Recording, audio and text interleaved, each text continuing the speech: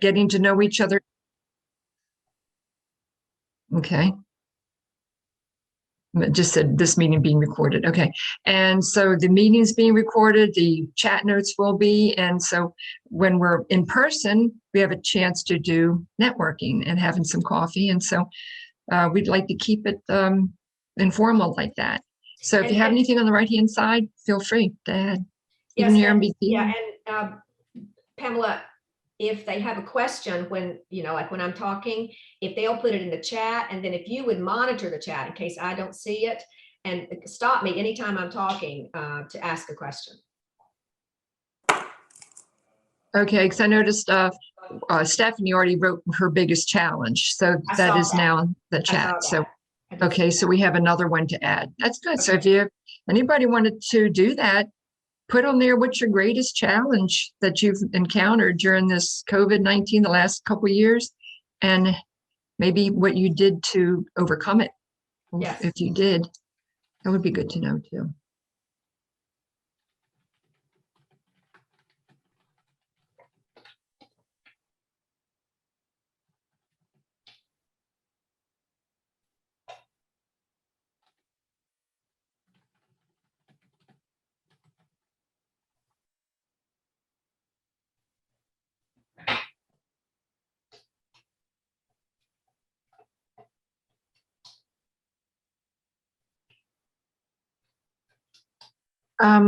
Gaberi, is it Miss A-O-U? How do you say your first name? Can you see that A-O-U-A-T-O Atif? How can he not hear me? Not sure. Nancy, can you see it? I'm trying to figure out how to say that name. I do. Sorry. We are muted and without video right now. You guys hear me? Oh. This is Ingrid. Quatif. It looks like a K, A, Q. Quatif. Thank you. I don't know what's that French. French never is pronounced the way it looks or something. Quatif with a K. A, Q. Good morning. How are you doing? Hey. Trying to figure out how to say your name. Yeah, that's good. Thank you. Is it Quantif? Ingrid. Awatif. I didn't get it. Say it again. It's Awatif. Awatif. Awatif Gabari. Yeah, that's correct. Okay, thank you. I always have problem with my first name.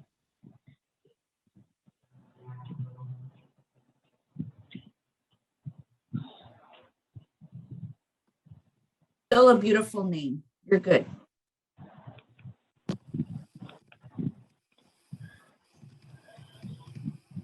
And my name is Awatif Gabari.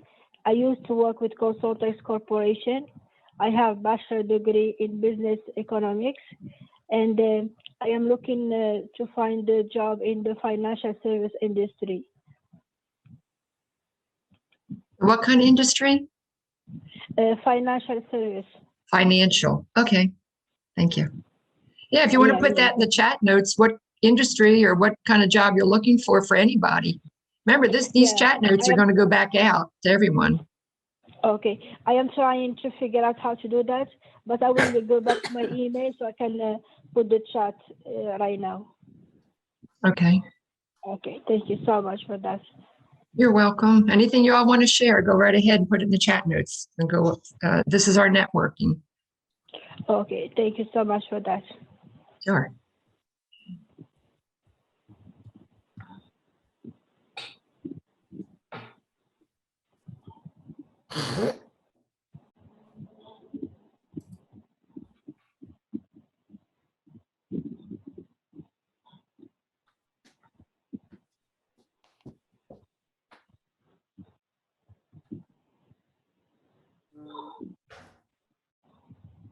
One of the things that you may want to begin to think about, and that I really plan to sort of open with, is think about the industry that you are interested in and zero in on that. And I'll talk more about that as we go along. Identify your industry. A lot of people don't. I mean, people say, well, I say, what is your industry? Well, I want to work for State Farm. State Farm is not an industry. State Farm is a company within an industry. So there are a lot of ways to think about beginning this journey, as opposed to I got to have a job. That's kind of like your last thought. You need to do a lot of work before you get to that place. Educational leadership.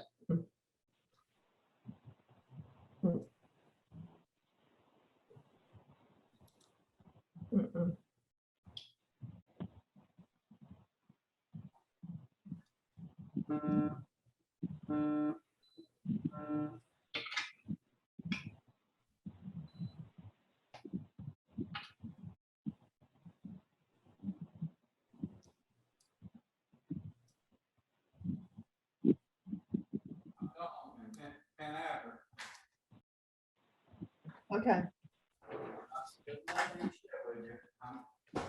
Then after, I'm gone. But the pills there, said he didn't use the pills. And I called Don't forget to mute when you're not talking. What? Yes. I gotta change clothes, but I'm going to do it now. I can't wait on you.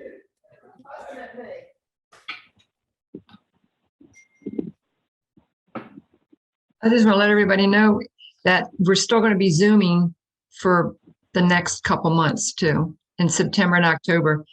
And then nothing in November, December, and then we'll play it by ear for next year, how I'm going to do this. So we're going to go back to in person or just continue to Zoom. I think that's really an interesting decision. University is back full force, face to face. And they're not social distancing, which I thought was kind of interesting because I've been teaching in a social distance environment since we closed. But this semester, they're back full force, face to face. But it's like I tell my students, I'm sorry, but I'm pretty jaded now. And I happen to know that the answer to almost every question you have is follow the money. And the university knows that if they don't have butts and seats, they don't have money. It's just that simple. And so they are going back. In fact, I rejected one room completely, and it was just too close, way too close. Forget social distancing. It was just too close. And so I said, I don't think this meets OSHA standards. That got their attention. Yeah, we have to be careful for sure.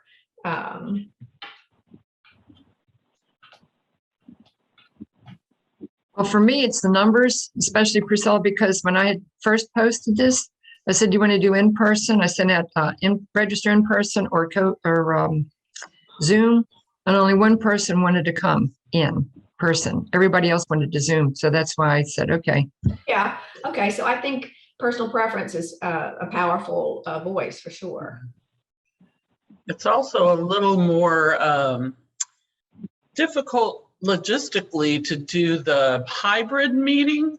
So we were sort of happy when you decided to go back straight to Zoom, because we were really thinking through, now, wait a minute, we're going to need somebody to run this camera. And oh, but we do it in Sunday Forum all the time, Nancy. It's not a big deal. I mean, it's not, but you have to be in a specific room because there are only 3 rooms that are set up for that. And yeah, and you need, a third person. Sunday Forum room could handle that. It could handle this crowd. Yeah. Oh, for sure. It's large enough and it's set up with the screen and the camera and everything. So there's that room and the room upstairs from it and the conference room are the only 3 rooms. Right. So we have 3 choices. Yeah. As I said, numbers run it for me. I mean, with you in the school, those people are paying to be there, so it's a different setup. But when I only had one person signed up, I thought, wow, if I do both, that means we'll be there with you with one person. Right. in the thing. So well, I think in general, that we'll see an increase going forward. So I would say, if I were you, I'd probably put that question out every time. Like for your next session, before you decide if it's all going to be Zoom, I'd ask again. Because in a New York minute, anything can change. Yeah, true. Well, let me ask everyone who's here. Put in the chat, would next time, or when would you feel comfortable coming in person again? So I'll leave it up to you guys. Yeah. My gut feel is you're going to need to have a Zoom option for a while. Sure, I think so. And logistically, a lot of people may want to come. I mean, I think in the last session I did, we had people who were in Orlando Right. who joined. And so I think it's probably something we're not going to ever give up. I mean, because we're able to reach so many more people. But I don't think there's going to be a substitute for face-to-face. I think that kind of connectivity, that kind of networking, is going to be so important. I mean, just remember, people hire you for one reason. Got this? This is kind of like one of my gigs in my presentation this morning. They hire you for one reason. You got the resume, you got the skills, you got the experience. One reason why people hire you. They like you. And why not? They're going to wake up every day and see your face. So I tell my students kind of jokingly, I said, so you better practice making me like you. And you can call it sucking up if you want to, but it's good practice for you. And just FYI, I've been in this business a long time. And so I know the difference between flattery and sincerity. So practice, okay? It's a skill you're going to need, trust me. And it is, if you think about it, we want to be with people that we like. And one of the analogies I've used is that what other relationship in life does the job search most match? Think about all the relationships you have, brother, sister, all the friend relationships. Think about every relationship you have, and then identify the one that most matches the relationship of the job search. It's dating. I like you, you like me, we walk together. And that's the way you need to begin to think about the job search.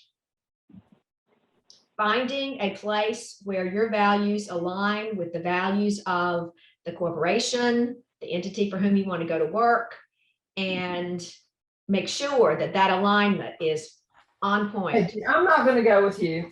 Okay. I'm just. Do that thing. Yes, I see that. Be kind, be authentic. Absolutely. I open I do open every class with a slide with a saying from one of my favorite philosophers, Mark Twain. He said, kindness is a language that blind people can see and deaf people can hear.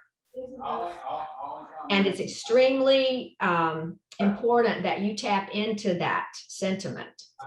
And being authentic, like showing up every day, being the same, always the same. Everybody knows what you're going to be when you walk through the door.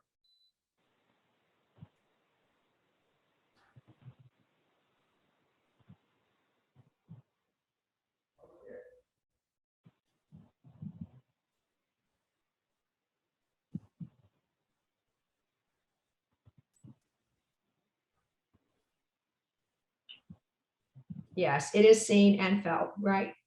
It is kindness. I'm wondering if in your job search, if people are getting face-to-face interviews at all, or are you being asked to interview on Zoom or similar? There are a lot of gyms, and I'll talk about this when I talk about the go into interviewing. In fact, I'll save it till I go into interviewing. I think you're seeing both, Nancy. So I don't know what everybody else out there is experiencing. That would be good to know. Have you done Zoom interviews, or are you still in a face-to-face mode? Be a good question.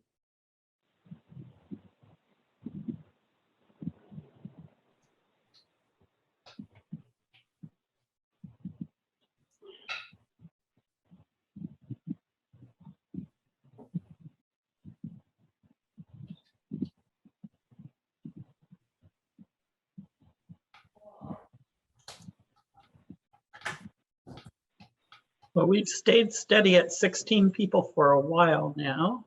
We still have 4 more minutes till time.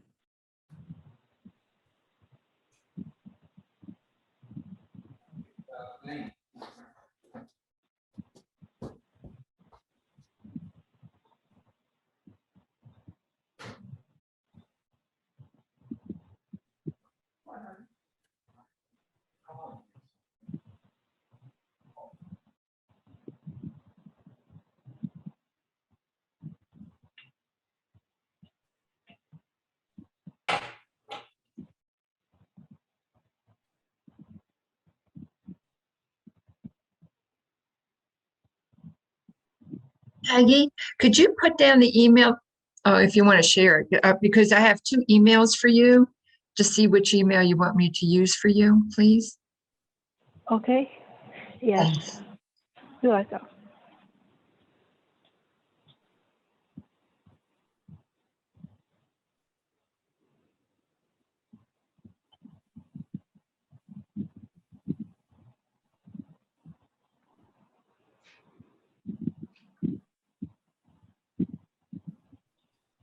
I see the question from Laura about being a private music teacher. What I would advise you to do is to connect to a larger entity. And I'm going to recommend this for all of you. A church is my first thought, so that you could network through a church and you could get the sort of a stamp of approval from people in the church to give private lessons. I know that Catherine, when she was small, took private lessons, So much. We appreciate it. When we're done, we'll come private down. music lessons, and Wait, you're not in mute. through the church. Okay. And I think we took guitar and piano as well from instructors and in a private setting, but we knew them through the church. So associating or affiliating with a civic organization or a church is in fact, it's really important for networking. And if all of you out there, if you're not affiliated with a church, and of course I'm an active church goer, but I'm more spiritual than I am churchy or religious. Okay, much more spiritual. But I do know that a church, civic organizations and churches provide support networks. And if there's ever been a time in our lives when we needed a support network, it is now. And you need family, you need friends, you need church, civic organizations. We need support. We need to be talking to each other. And that's what I would recommend, Laura, that you go to, that you affiliate with a larger organization. You're just not going to be able to do it, to make it privately right now. That's a given. Thank you. Yes.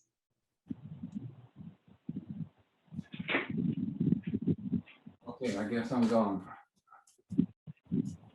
Hi, Romulo Guzman, Mr. Guzman, welcome. I have 2 emails for you. Could you put in the chat notes which email you would prefer to use if you want to put it there? If not, Sure. no worries. Okay. We'll do it. Thank you. We just got in a little late. Thank you. Oh, that's okay. Actually, you're on time. We still have 1 minute. You're We're fine. at the church because we thought it was going to be live over here. So they allow us to use their computer. Oh, that's you're in the church. wonderful. Yeah.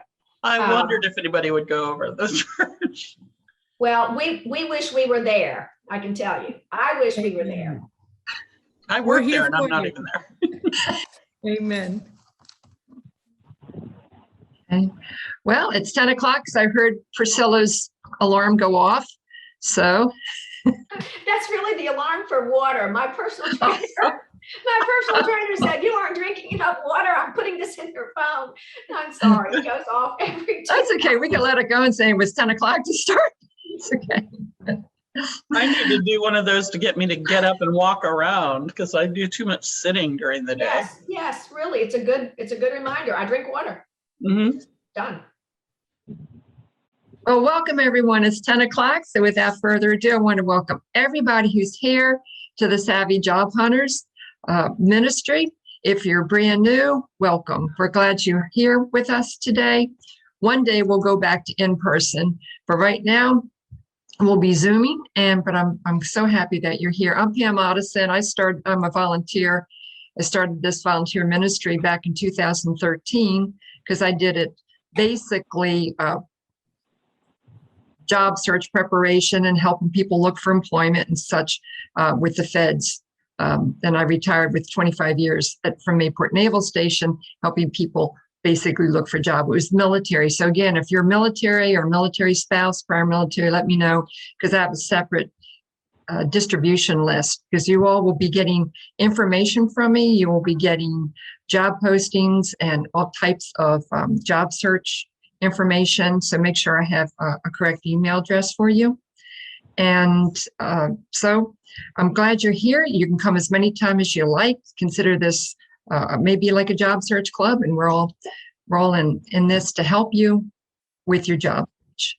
And today we have Priscilla Berry, Dr. Priscilla Berry, and she's a volunteer with us too doing this, and she's been a presenter many times. And Dr. Berry is actually an instructor at University of North Florida.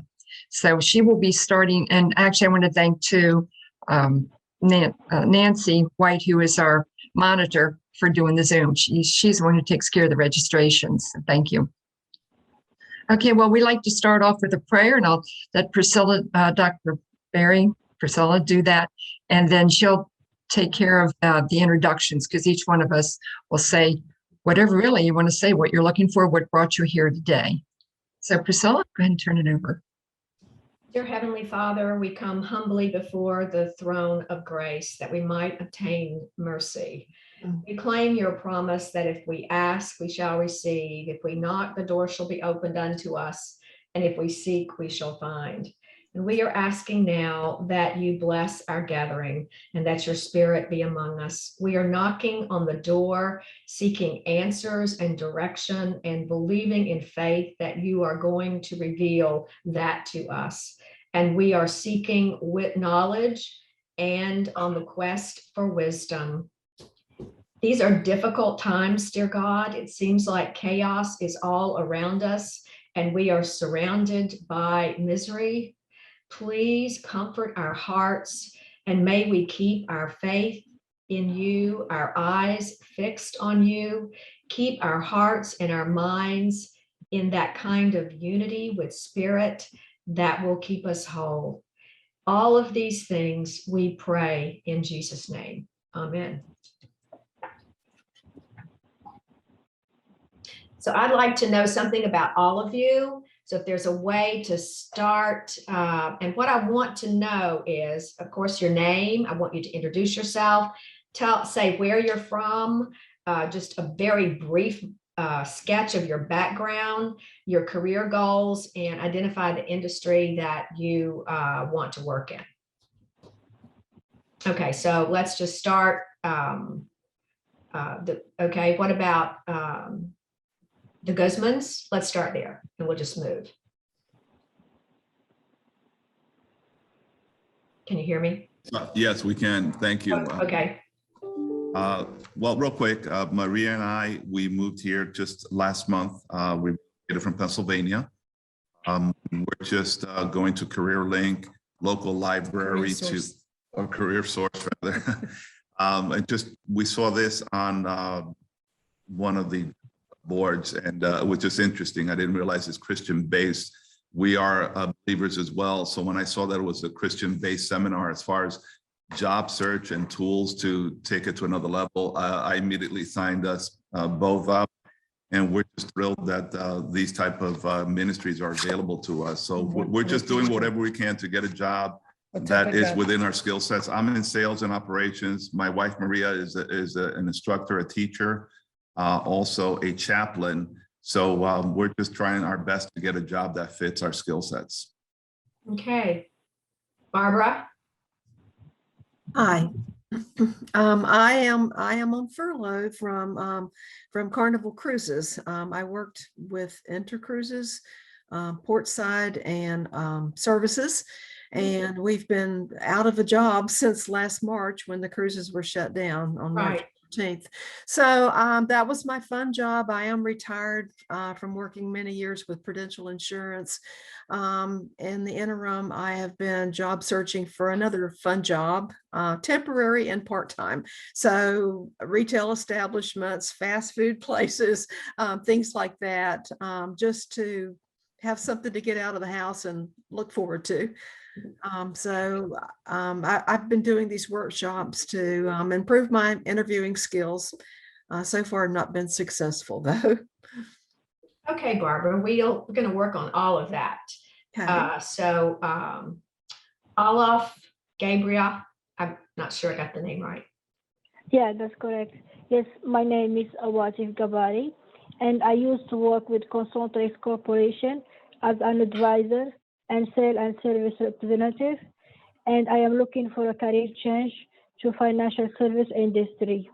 I have bachelor degree in business economics. Okay, all right. So a bachelor's degree in economics from where? Yes, from Morocco. Okay, from Morocco. All right. Okay, thank you. Ingrid, can you unmute and meet us? Ingrid? Okay, maybe she's not there. What about Michael? Yes, hi, good morning, everybody. I'm Michael Algren. I have a degree in mechanical engineer. Most of my work experiences in manufacturing engineering in factory and production environment. I've worked with automated equipment. I'm in the twilight of my career. I'm starting to wind down and looking forward to retirement. And I'm here today to see if I can gain any new knowledge. It's never too old to learn new tricks. So thank you for the opportunity. Okay, wonderful. Glad you're here. Laura? And I love pictures, by the way. So if all of you would come in live, that would be wonderful. So we can see you. You need pictures. Laura? Hi, good morning. So I received my BA in Music Performance at the University of Northern Colorado, and I devoted most of my career at Christchurch, 20 plus years as a music teacher, a music instructor, a preschool teacher, a choir director, a choir member. And then at some point, I just decided that I just kind of wanted to branch out and do something. I wanted to work for myself. But that has been a challenge for the reason that I was saying before, especially during COVID, because you can have students one week and then they're sick another week, and having your own music studio, it's easy. My overhead is at my home, but if I'm not bringing in the money, I'm not taking care of my family. So now I'm not opposed to doing anything. No work is beneath me. However, I would like to, just find a job where I'm able to make ends meet, still be there for my son, and also have private students. So it's a little bit complicated, but thank you for this opportunity. Mm-hmm. Okay, I think I said before, I think you're going to have to switch back to affiliating yourself with a larger organization. Right. You don't have that luxury anymore. Being an entrepreneur right now is the most challenging place to be, for sure. But we'll we'll give you some ideas. Thank you. What about Peggy? Good morning. This is Peggy Dooley. I am in purchasing and planning. My company our unit closed last June, so I took a sabbatical and am actually actively looking for the past couple months. So I'm on Indeed, LinkedIn, etc. But I really am winding my career down and would like to do something different. I'm in search of. Okay. We'll talk about that. Beth? Hi, I'm happy to be back. My name is Beth Epstein. I work for First Coast Technical School in St. Augustine, I should say college. I am the placement specialist here, so if anybody has questions that I can help them with, that'd be fine. You can go ahead and reach out to me. I'll put my message in there. But been in education my whole life, and I'm always open to looking for different things. So I've been connecting with these amazing women the last several months and learning a lot about what's out here. I'm not from Florida, I'm from Minnesota. So everything's a little bit new to me here, but just keeping my options open. Okay, Beth, well, welcome. We'll talk about some things and ideas that you might use to sort of diversify yourself, I guess is what you're wanting to do. Perfect. Darcel?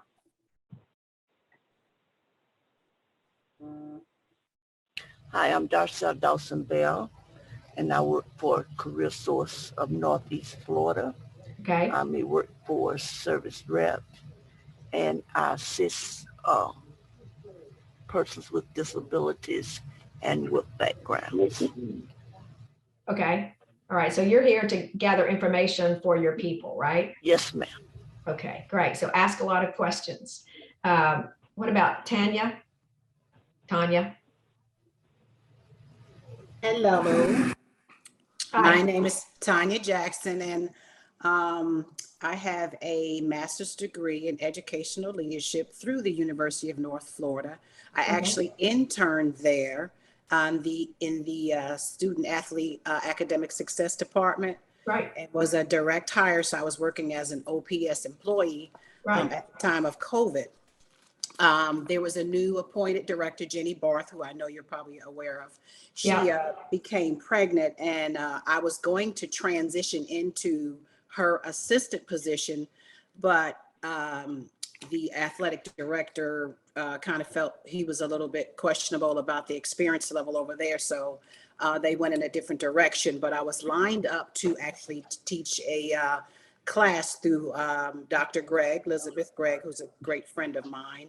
And right now, since they went in a different directions, I'm still currently out here looking for an educational leadership position, because I have a servant leadership style, just a passion and love for education. So that's kind of where I'm kind of wanting to, focus my attention to. So that's basically why I'm here, to learn some possible interviewing skills and just any little niches or ideas that I can gain from anyone on the call. Okay, welcome. And I'm telling you, I'm in Lassiter, Building 8, 2227. So shoot me an email and come in and chat. Okay, Lassiter Building? Building 8. Building A, okay. 8. Building 8, okay. 2227. Okay, Dave? You're speaking to Dave Kennett here, right? Yeah. Oh, hi, Priscilla. How are you? And hi to Pam. I'm so happy to be on the call this morning, and I have such great feelings for this working group and the thinking and feeling side of it.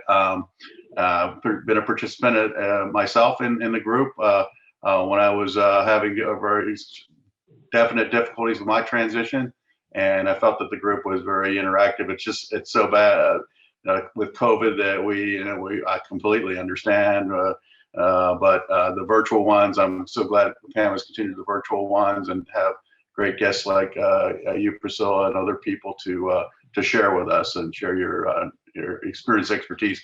I'm Dave Kennett, Transition Assistance Advisor for Florida. I support service members, veterans, spouses, military families with any broad spectrum of benefits, entitlements, counseling, assistance, and resources.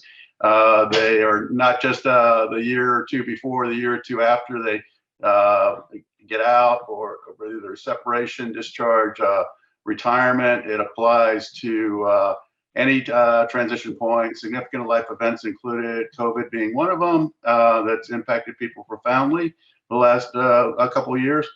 And things like in-service sessions, special programs, at any point in their service career, any point during their time as a veteran. It's not just that first couple of years. I helped some veterans who have been out 20, 30, 40 years in some cases. In fact, I had one yesterday that asked for some information, and his has a surviving spouse who's been out for over 40 years. So there's always things I can do. I do it with passion and compassion, like all the vast majority of my fellow resource providers and community partners. Priscilla, Pam, and you would certainly understand from your experiences too, working directly with people in a great regard for so many years. So I will put my stuff in the information in the chat. I'm always looking to help new people. I stay very, very busy, but I would love to help additional people, whether they're service members, military spouses, or veterans.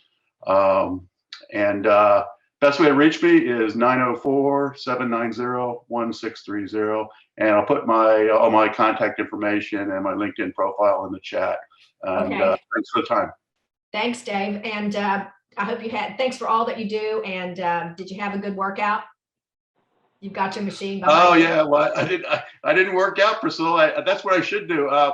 Just a reminder to everybody, self-care is so important. Yes, absolutely. Okay, let's see where we are.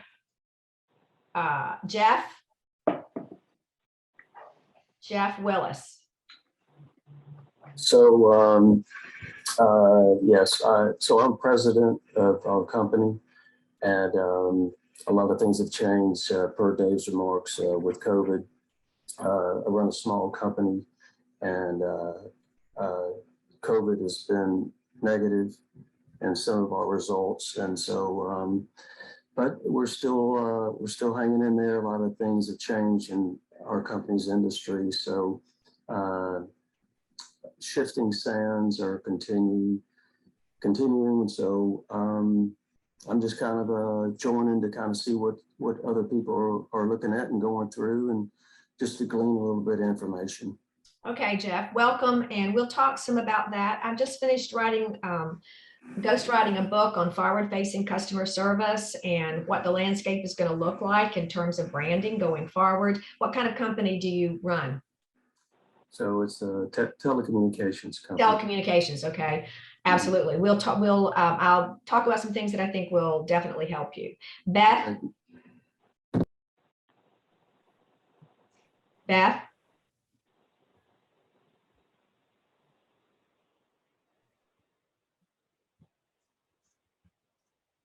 Okay, maybe we'll come back to Beth. Kay Hendrickson. This is Beth. I already spoke once. Was Oh, there? okay, I'm sorry. Please tell me. I just wanted to make sure. I was like, wait a minute. Yeah, no. Okay, that's fine. I just don't want to leave anybody out. Kay Hendrickson. Thank you. Yeah, this is Kay Hendrickson. Can you hear me? Yes, I can hear you. Hi. I, along with Barbara, that you just heard from, have worked. I'm on furlough from the cruise line since March of 2020. And I'm really, I'm semi-retired. My background is in financial services and banking. However, I'm just looking for a part-time customer service type position. Okay, all right, good. Susan?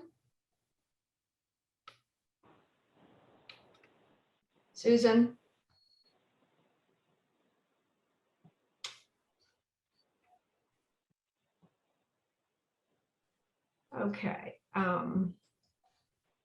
Okay, where I left anybody out, please kind of raise your hand. Where are you if I haven't called on you? Ingrid, did you talk to me? Can't hear you, have to unmute. Hi, good morning. No, I did not talk. Okay, talk. Actually answering a phone call. So what was the question that you asked? Oh, tell me a little bit about your name, where you're from, your background, your career goals, and something interesting about you. My name is Ingrid Rincon. I am a veteran who served in the U.S. Army, and I'm still serving, helping and assisting veterans and their families where I actually work at the vet centers. So I'm just on this call trying to retrieve information, of course, for myself and giving it out to our veterans and families. Sure. Wonderful. Thank you for all that you do. You're welcome. Okay. So where are my people? Who has not spoken? Stephanie, did you talk? Yes, no. Maybe Margaret, did you want to reintroduce? Margaret, do you want to, I think we have Margaret's email, contact information, and mantra for sure, right, Margaret? Sure.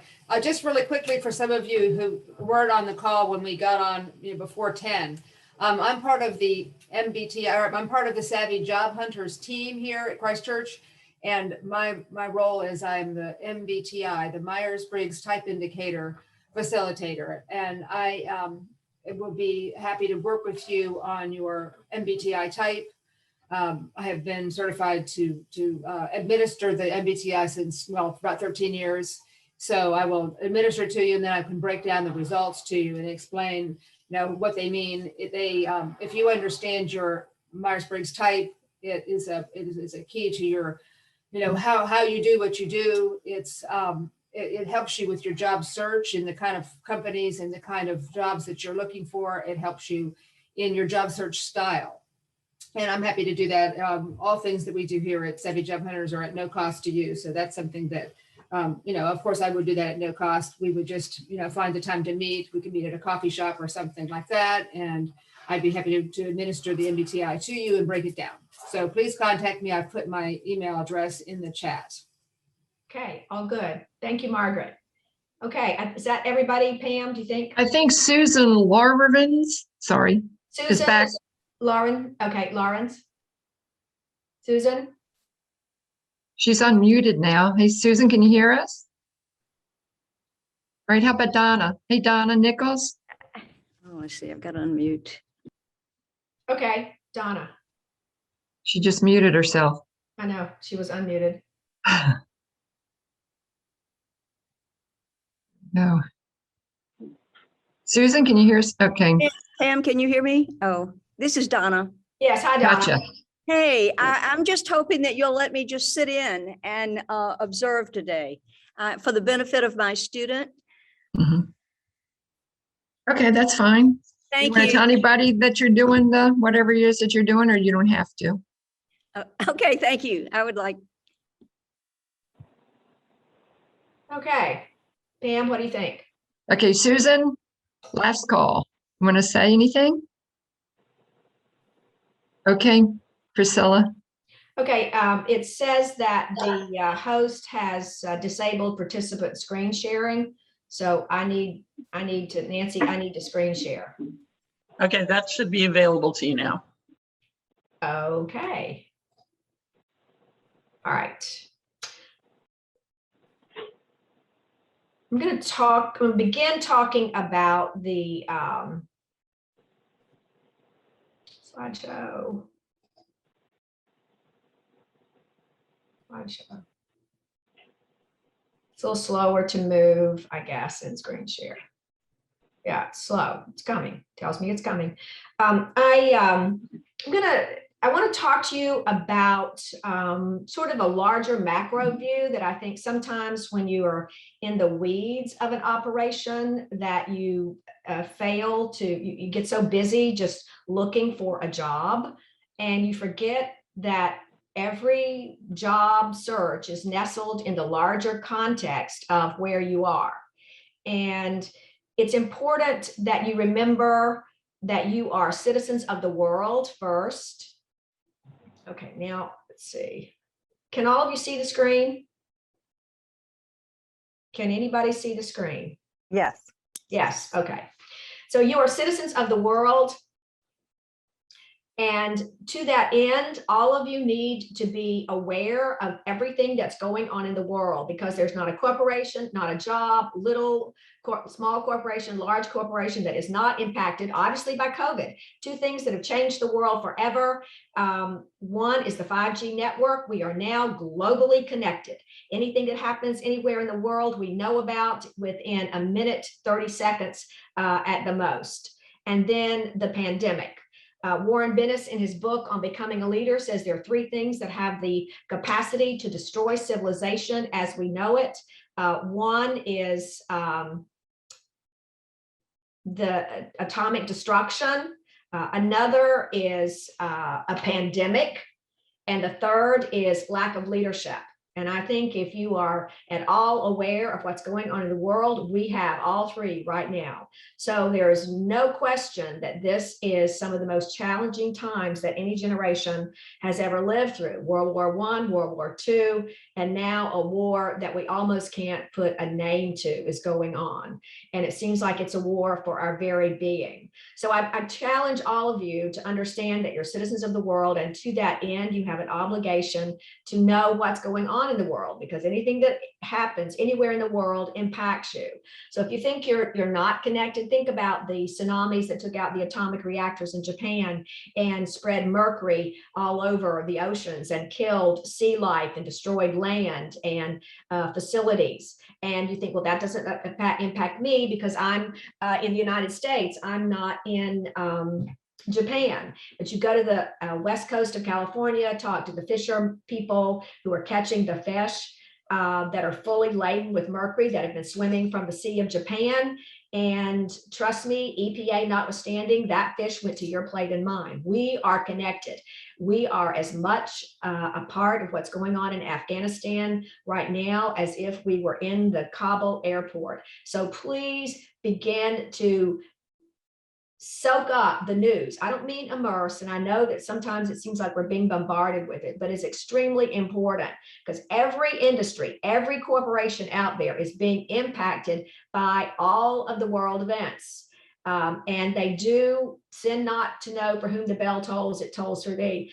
So many times, or very early on, I thought that phrase went, do not sin, S-I-N, until it was a Hemingway, From Here to Eternity. And I didn't even really understand it. I just thought you weren't supposed to seek to know what would be happening to you next. And then I really read the line, which is never send, S-E-N-D, to know for whom the bell tolls, it tolls for thee. And it talked about, it referenced little small Spanish villages who, when someone died in the community, they would ring the church bell and they would send the children out to know who died.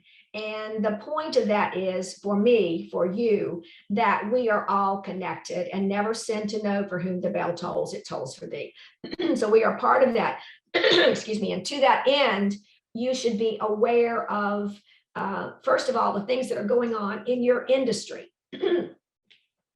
Know about your industry and don't think that, know your industry. And I would point you to a link that I'll send to you later, but you can Google and find it, top 10 industries in the US. And you definitely want to identify the industry. Someone said they were in the industry of educational leadership. That educational leadership is a title, but it's not an industry.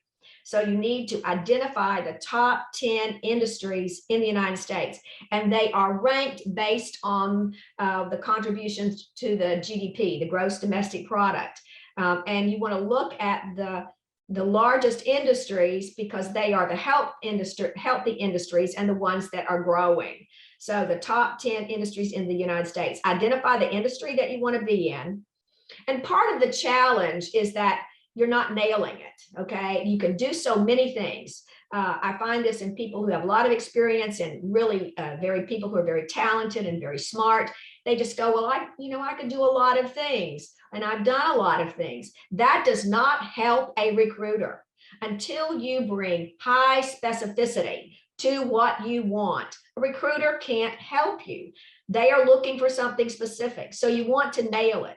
So you want to set up your resume. You want to have your 30-minute elevator speech fixed on the 3 things that will articulate for the recruiter exactly what you want. First, seeking a position in what industry? Seeking a position in the financial services sector. In industry, seeking a position in the financial services industry with a full force consulting company as a project manager. So specific, identify the industry, identify the kind of corporation, identify the position. And that should be the objective on your resume. It tells a recruiter exactly what you want. So from there, we'll just talk a little bit about what COVID has done to us and how to make that career search work. Now, remember, ask any questions as we go along, post them in chat.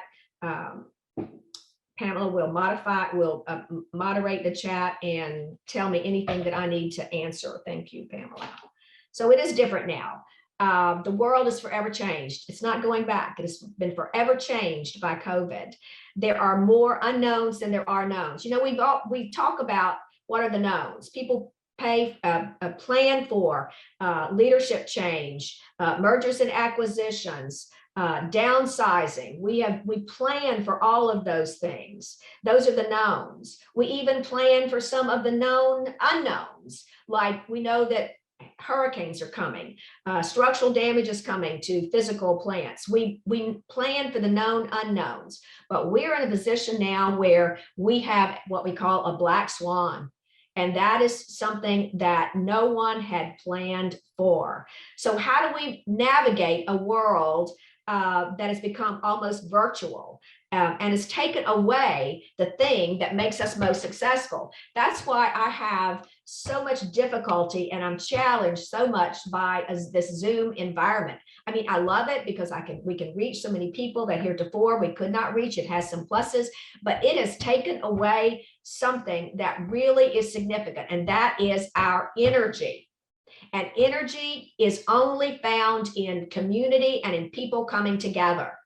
If you want to know, if you want to have an idea about energy, have you ever gone to, I would say a Jags game, but really there's a lot more energy, say at an SEC football at Florida Field in Gainesville.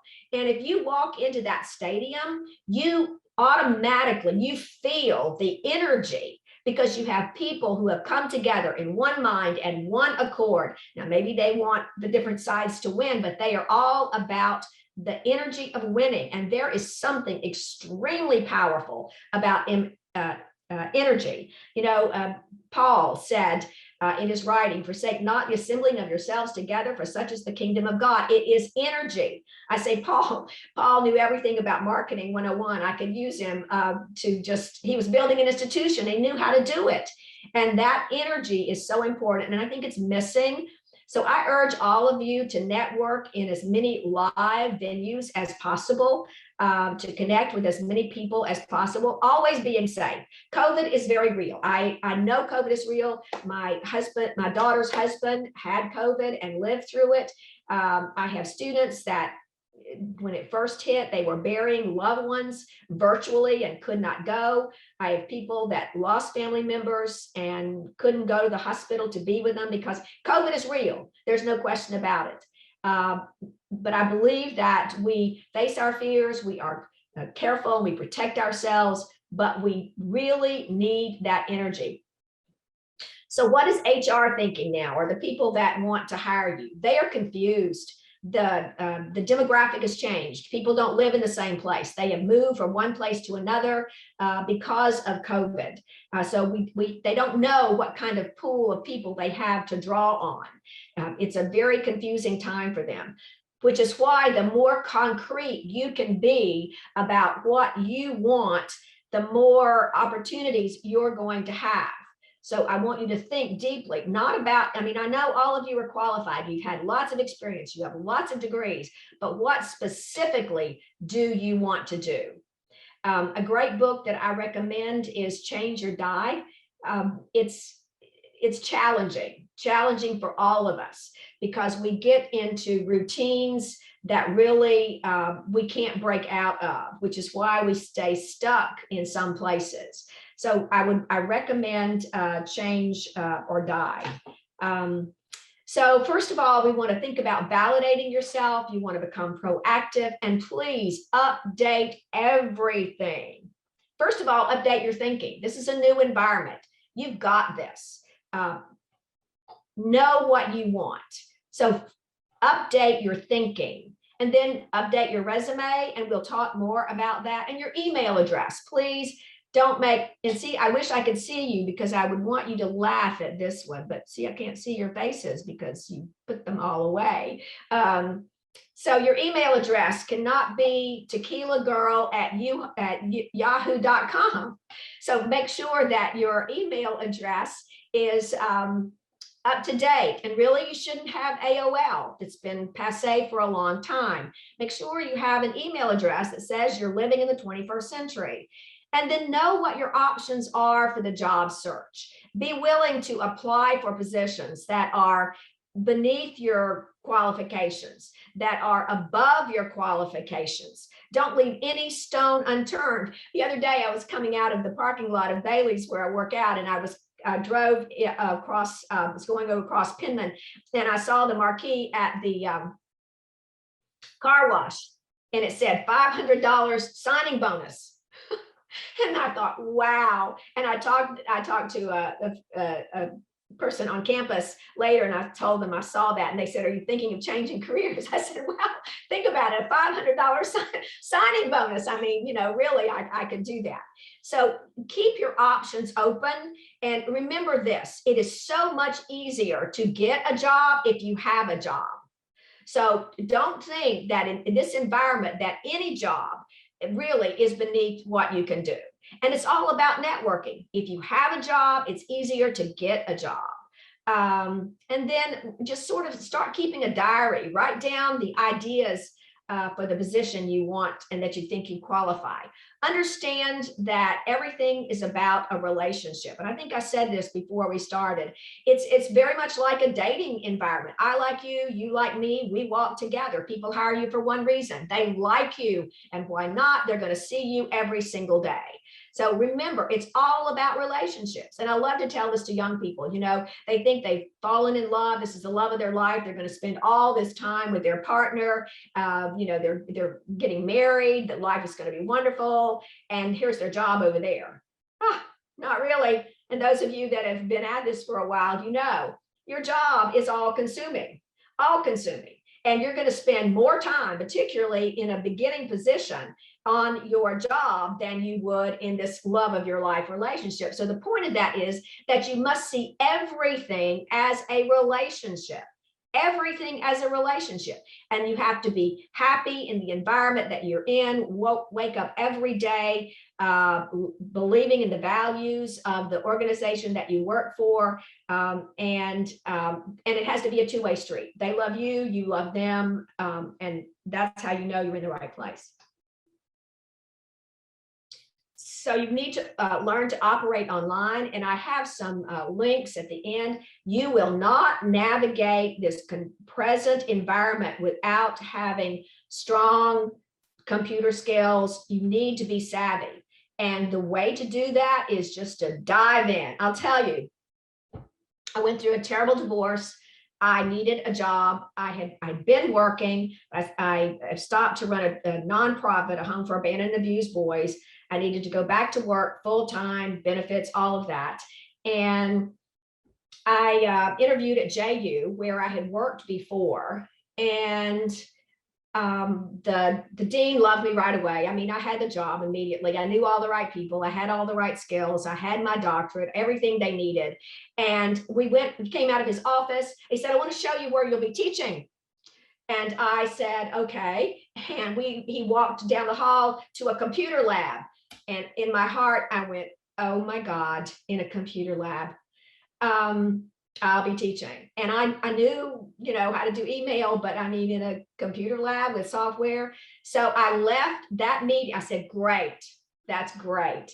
Left the meeting, went to Florida State College at Jacksonville downtown, said, "I want to enroll in a computer class." And they said, "Well, they're already started." I said, "I don't care. Enroll me now. I want to be in a computer class." Went into the computer class, and it was run by a great person out of Jacksonville City stuff. And I started taking the course, but it was more than I needed. I didn't need that. I needed specificity. So I hired him, okay, the instructor, to come to my office and walk me through the things that I needed to know immediately. And we stayed friends for a long time. And I helped him because, as it turned out, he was living in his car at the time, and I was able to help him get jobs. So it's always there. The universe is trying to help us and talk to us all the time. If we are aware of what is out there, the universe will be there, and it'll be writing on the wall. If you just open up, the answers are there all the time. So look at all the Google tools like Google Grow. If you don't know anything about Google Docs, sign up for it. I talk about the power of creating your online presence. It's mandatory today.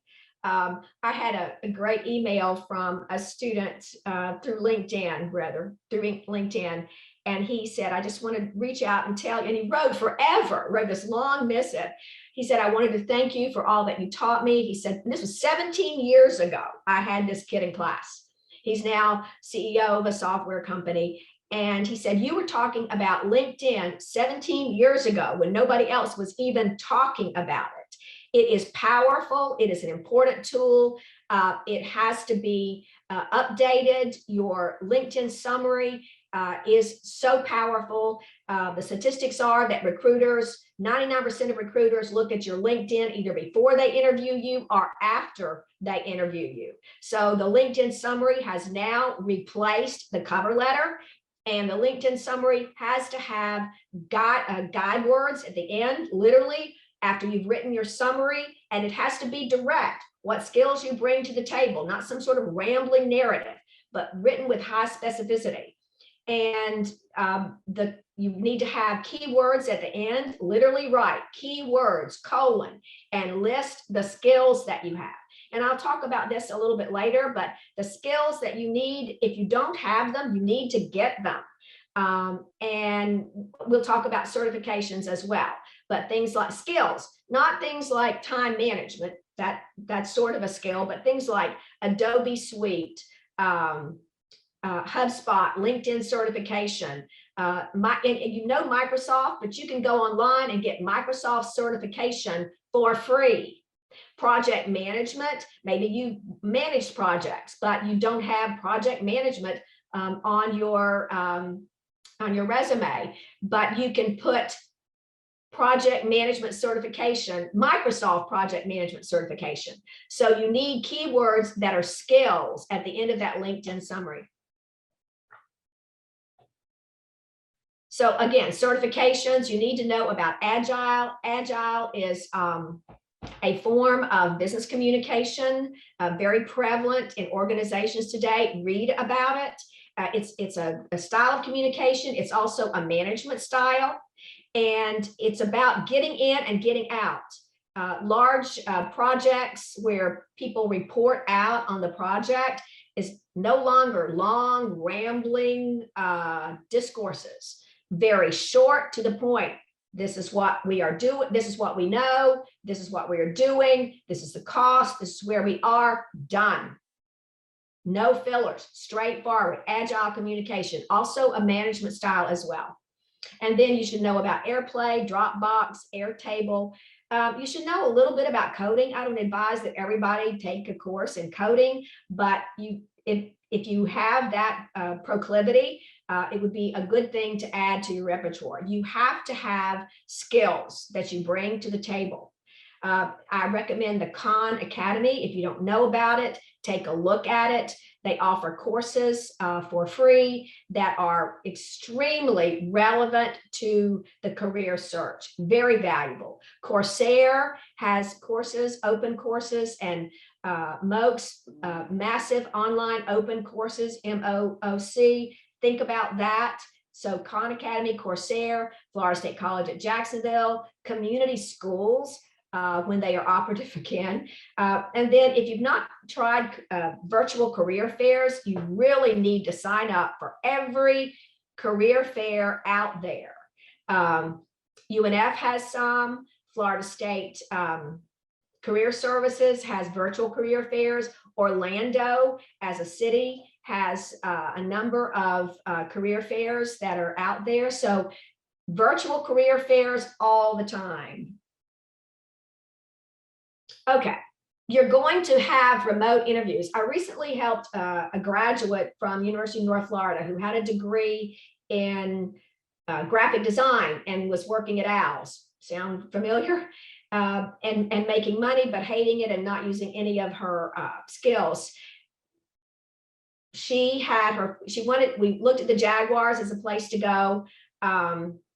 And I found the perfect position for her, and she now has a great job.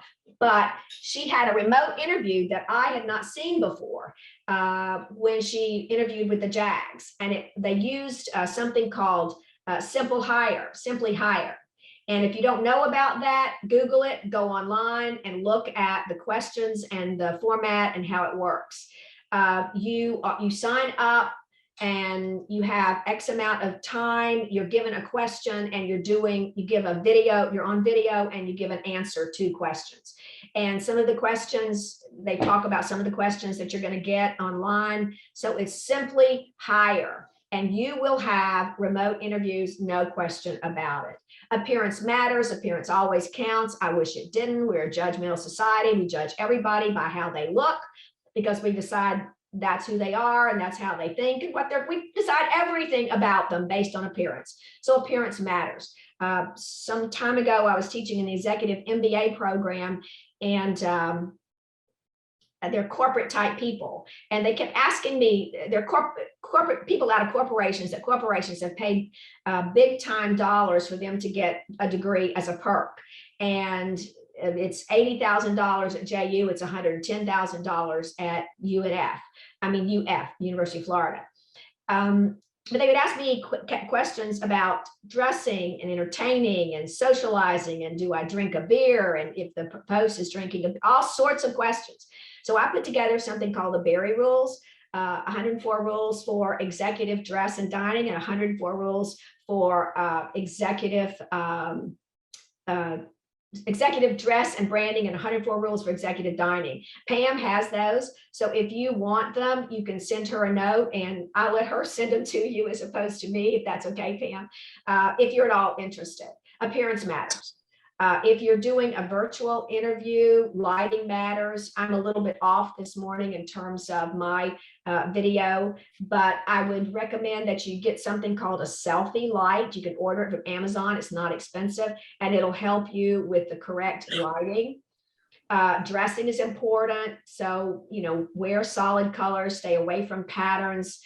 In person or in video interviews, people will be too busy looking at the pattern and trying to solve it as opposed to looking at your face, which is what they want.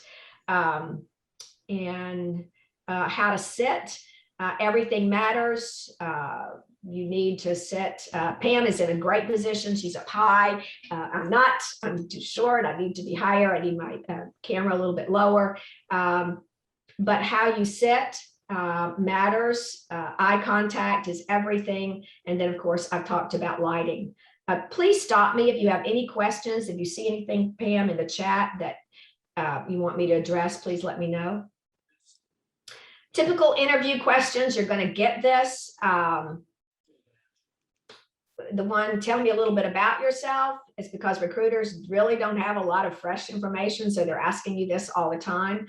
Be prepared. And I think I was talking with Margaret about it's a good idea if you say, tell me a little bit about yourself, open with the results of the MBTI. Say, I recently took a personality profile and I know these things about myself, and I've read the job descriptions, which calls for XYZ, and I know that my personality is a perfect fit for that position. And then you can talk about your skills along with tell me a little bit about yourself, but open with something that's interesting. And not that I have a degree from, or not that I worked from. Remember, think about yourself as writing an article for a newspaper. What's a good headline that will grab the person's attention? I remember my daughter, I'm infinitely proud of her. She's an English major, and she worked for the Times Union, a job. I got her an internship. She got herself the job, top sales producer. People came after her, recruited her. She went to work, changed industries. I knew it wasn't going to work, but I didn't say anything. Venture capital world, where people don't care anything about you. And she had been a princess at the TU. I knew it wasn't going to work. Anyway, they left over mutual agreement. And right before her big wedding with 10 bridesmaids and 10 groomsmen, she walked away from her job and in the job search, and found out after she had interviewed with TIAA, found out that she got the job in the airport going to her honeymoon. So what a present. But this is a question that they asked her in a serial interview, a series of interviews. They said, are you a quick learner? And Catherine looked at the guy and said, has anybody ever said no to that? And he was quiet for a while. And she went on to say, and I can tell you how I know that I am a quick learner. And she said, because I've changed industries, and this is the things I knew in that industry. These are things I had to learn. I had to learn them very quickly and on my feet. So this is how I know I'm a quick learner. So you want to be interesting. Remember, they want to hire somebody they like. So the last thing you can be is insecure, not confident, and dull, for goodness sakes. Because why do they want to hire somebody that's not animated or have information or entertaining? It's so important that you think about what you're projecting to the people that interview you. Why should we hire you? That's when you can talk about the company and what you know about the company can also blend with why we should hire you, because I know these things about the company. Every company has a philanthropy, and you need to know what philanthropies they support. And if you need to have a job filler, volunteer for, say, the philanthropy that your corporation supports. Why not? So many good causes. And corporations use philanthropies as branding. So one thing that you could do to fill your time and fill the gap is to volunteer for a philanthropy that your industry or the corporation for whom you want to go to work supports. It's a good way to network, and it also is a good way to begin to identify yourself as somebody who would be a fit for the corporation. They're going to ask some version of this question for sure. What's the last time you managed a challenging situation? What's the last time you managed a crisis? So you need to think about a scenario in your world that would talk about a challenge that you met. And if I were doing this, I would go for the most dramatic one I've had in a long time. And it was when I was teaching at the University of Florida in Gainesville, and an international student pulled a knife on me after a class. And he said, "I cannot make a C." And he pointed the knife at me and he said, "It's either you or me." And I would go from there about how I managed it. And it seems kind of lame, but I said, what I did was what I think I do best, is I kept talking and eventually talked him down. But yes, managed a challenging situation. Hope I don't have that depth of challenge again. And then how would you describe yourself? Think about this and think about remember, this is like advertising. And when you advertise, you don't think about yourself. You think about the audience, the person to whom you are advertising. Think about their characteristics, their profile, what their needs are. You don't matter. So when you think about describing yourself, look at the mission statement of the corporation. See how they describe themselves. Look at the words that they use. Modify those words. Use them to describe yourself. Kind of get your own mission statement based on the corporation that you are interviewing with.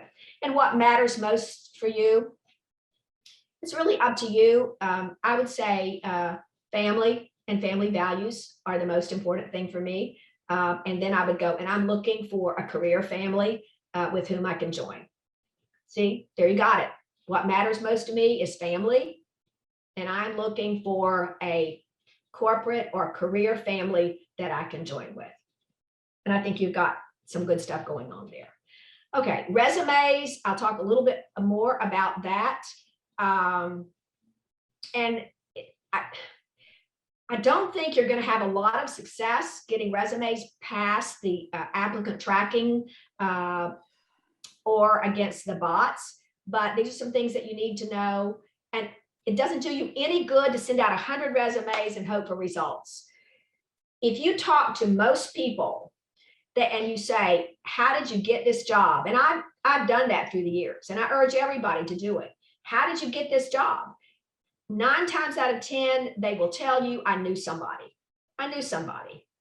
And so that's why networking is more important than anything else. But for your resumes, and remember this, a resume will not get you a job, but without a perfect resume, you will not get a job. So I don't want to minimize it. It's extremely important. So in the era of bots and applicant tracking, put your name, the city, the state, the zip, a phone number, and really city and state. You can leave out the zip, an email, your LinkedIn URL. And really, you should create a web page. You should have your LinkedIn URL And your LinkedIn should go to have a URL that goes to your webpage, a webpage that goes to your LinkedIn. And your webpage needs to have photo gallery, nothing like Facebook, the current book you're reading with summary, samples of professional writing or professional work, and maybe where you went to school, education, career, and LinkedIn, that is an entire session in itself. Okay, that is a work. LinkedIn and web page is a workshop in and of itself. So maybe I do that sometime. Don't put a street address on your email, on your resume. Nobody is going to send you anything by snail mail. No, forget it. They're not going to. And this is not a good world. So don't put an address that will allow somebody to come to your front door. Just don't do it. Objective, I think I touched on this before. We need 3 parts. The industry that you want to go into. And again, look at the top 10 industries. And then there are others listed below that. I think at least it lists about 18. So the top 10 industries in the United States, identify the industry, the corporation by description that you want to be a part of, and the exact kind of position you want in that corporation. Needs to be at the top, your objective.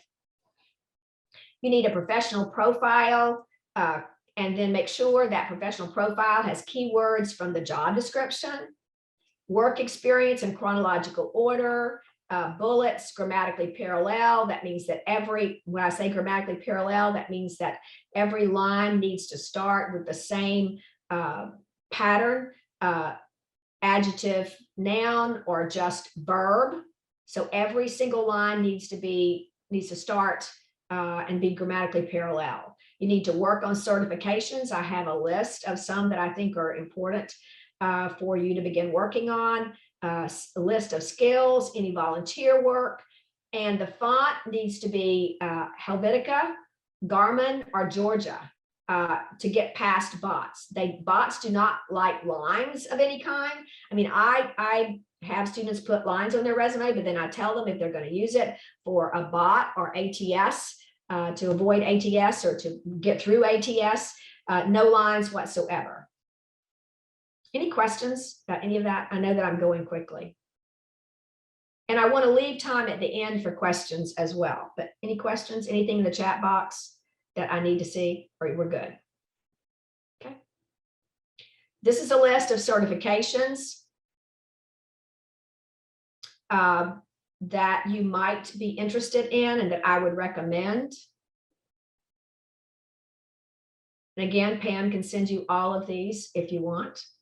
HubSpot, LinkedIn Learning, Project Management, Adobe, massive open online courses, Microsoft Office, extremely important certifications. You need to work on certifications. And then these are sample resumes. This is again on applicant tracking, how to design a resume for applicant tracking.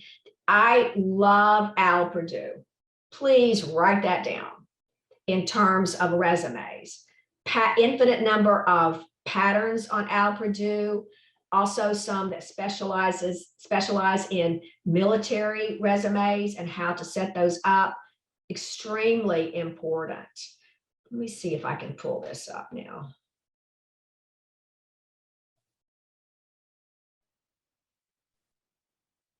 Priscilla, they wanted to know if I could send the PowerPoint. You want me to send them PowerPoint slides? I don't mind at all. I'm open. I should consider it intellectual property, but I'm happy to share with all of you, and I'm certain that you respect that as well. This is let me just put this up very quickly. This is can everybody see this? Yes, no? Yes, I can see it. Okay. I've left off the contact information, which is should be at the top.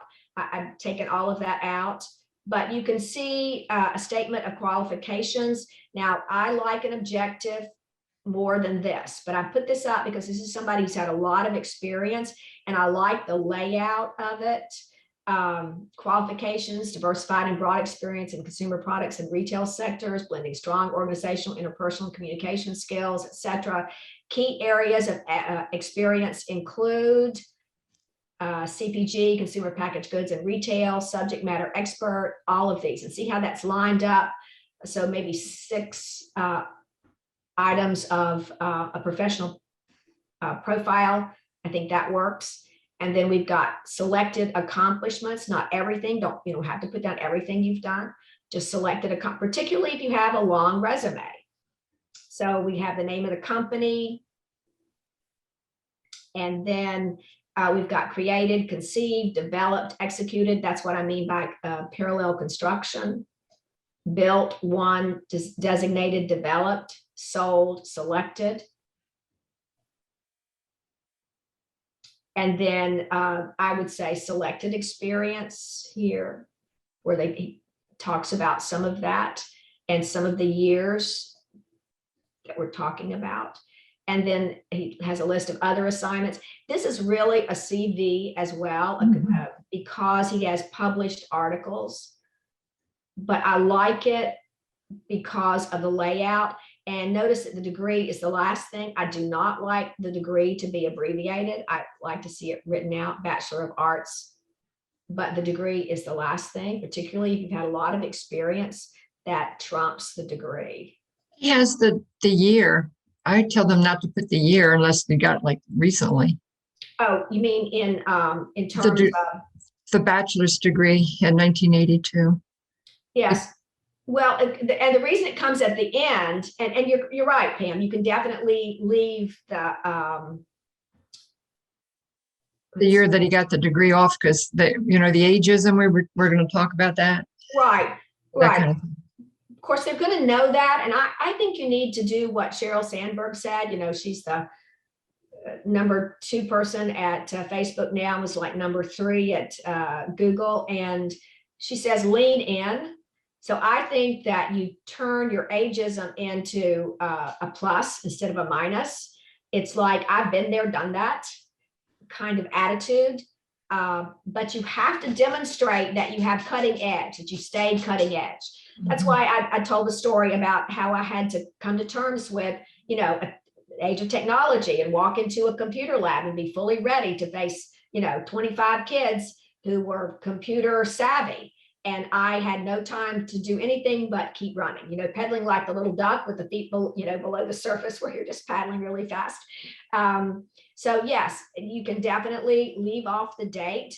But I still see it in terms of answering the ageism question. I see it more as a plus than as a minus. So let's see where we are.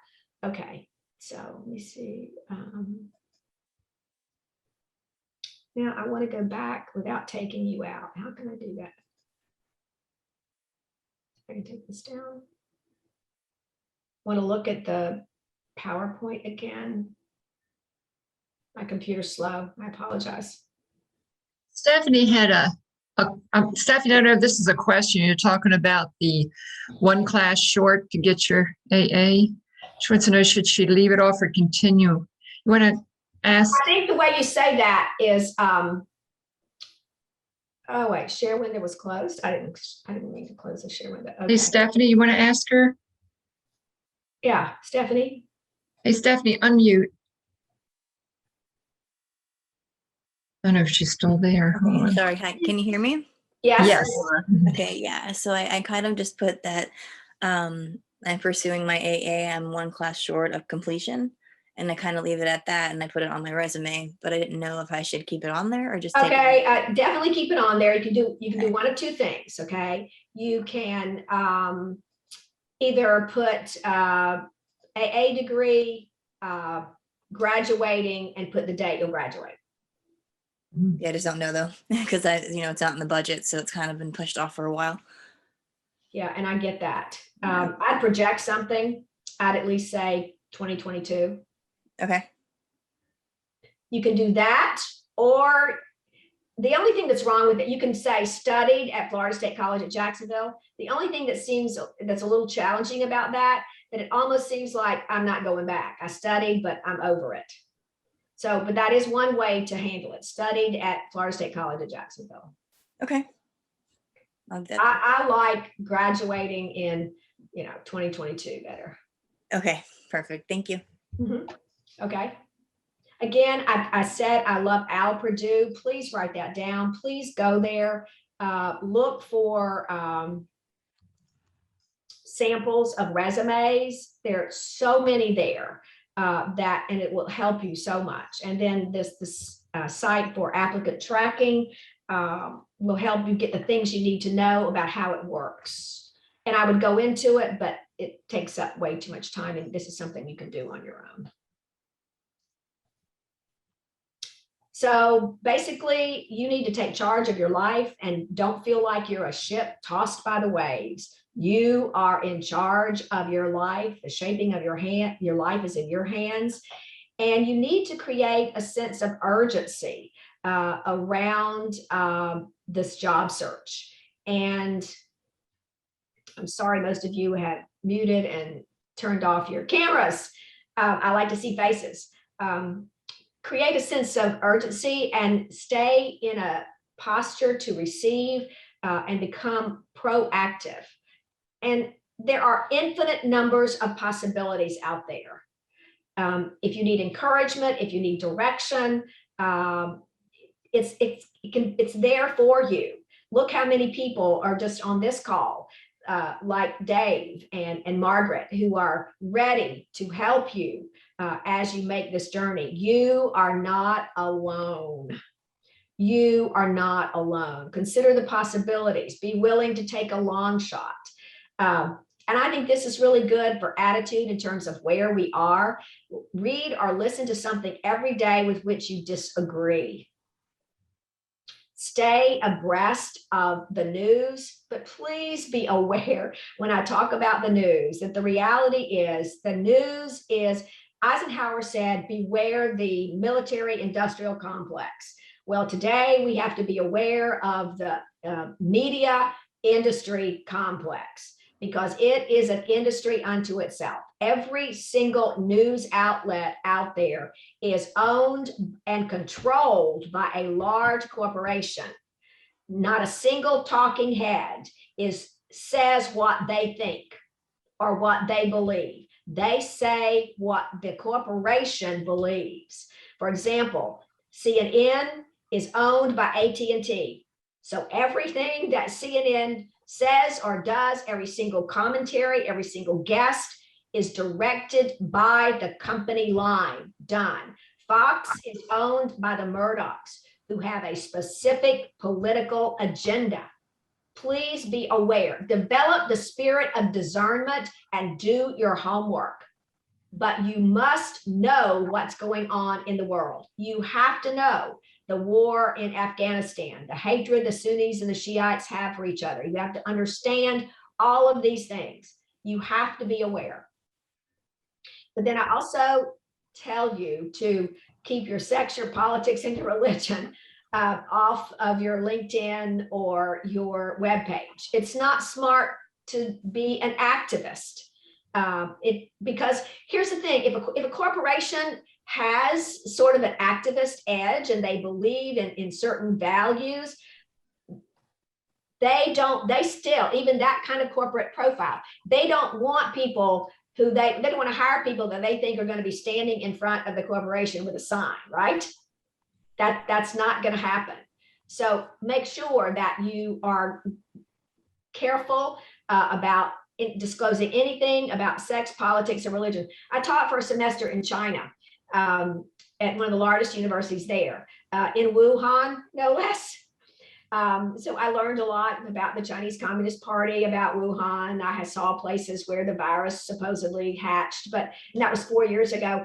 But the reality is, in one class, so in the class, the students were so smart and so good, so important to separate the Chinese people from the Communist Chinese Party, two different things.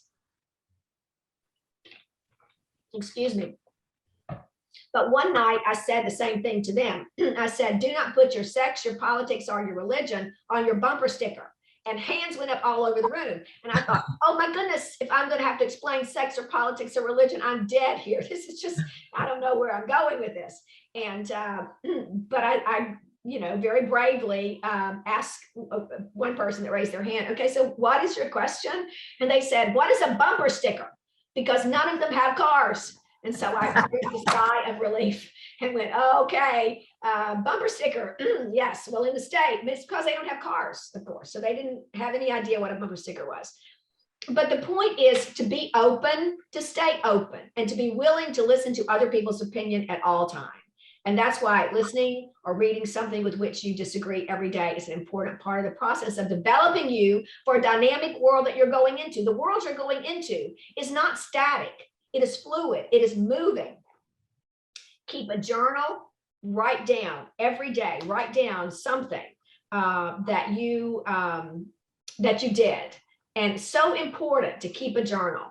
Then create a calendar along with that journal, so that you do something every single day about the career search. You are active, proactive, and every single day you do something. And then practice powerful self-talk. Nothing is more powerful than how you talk to yourself.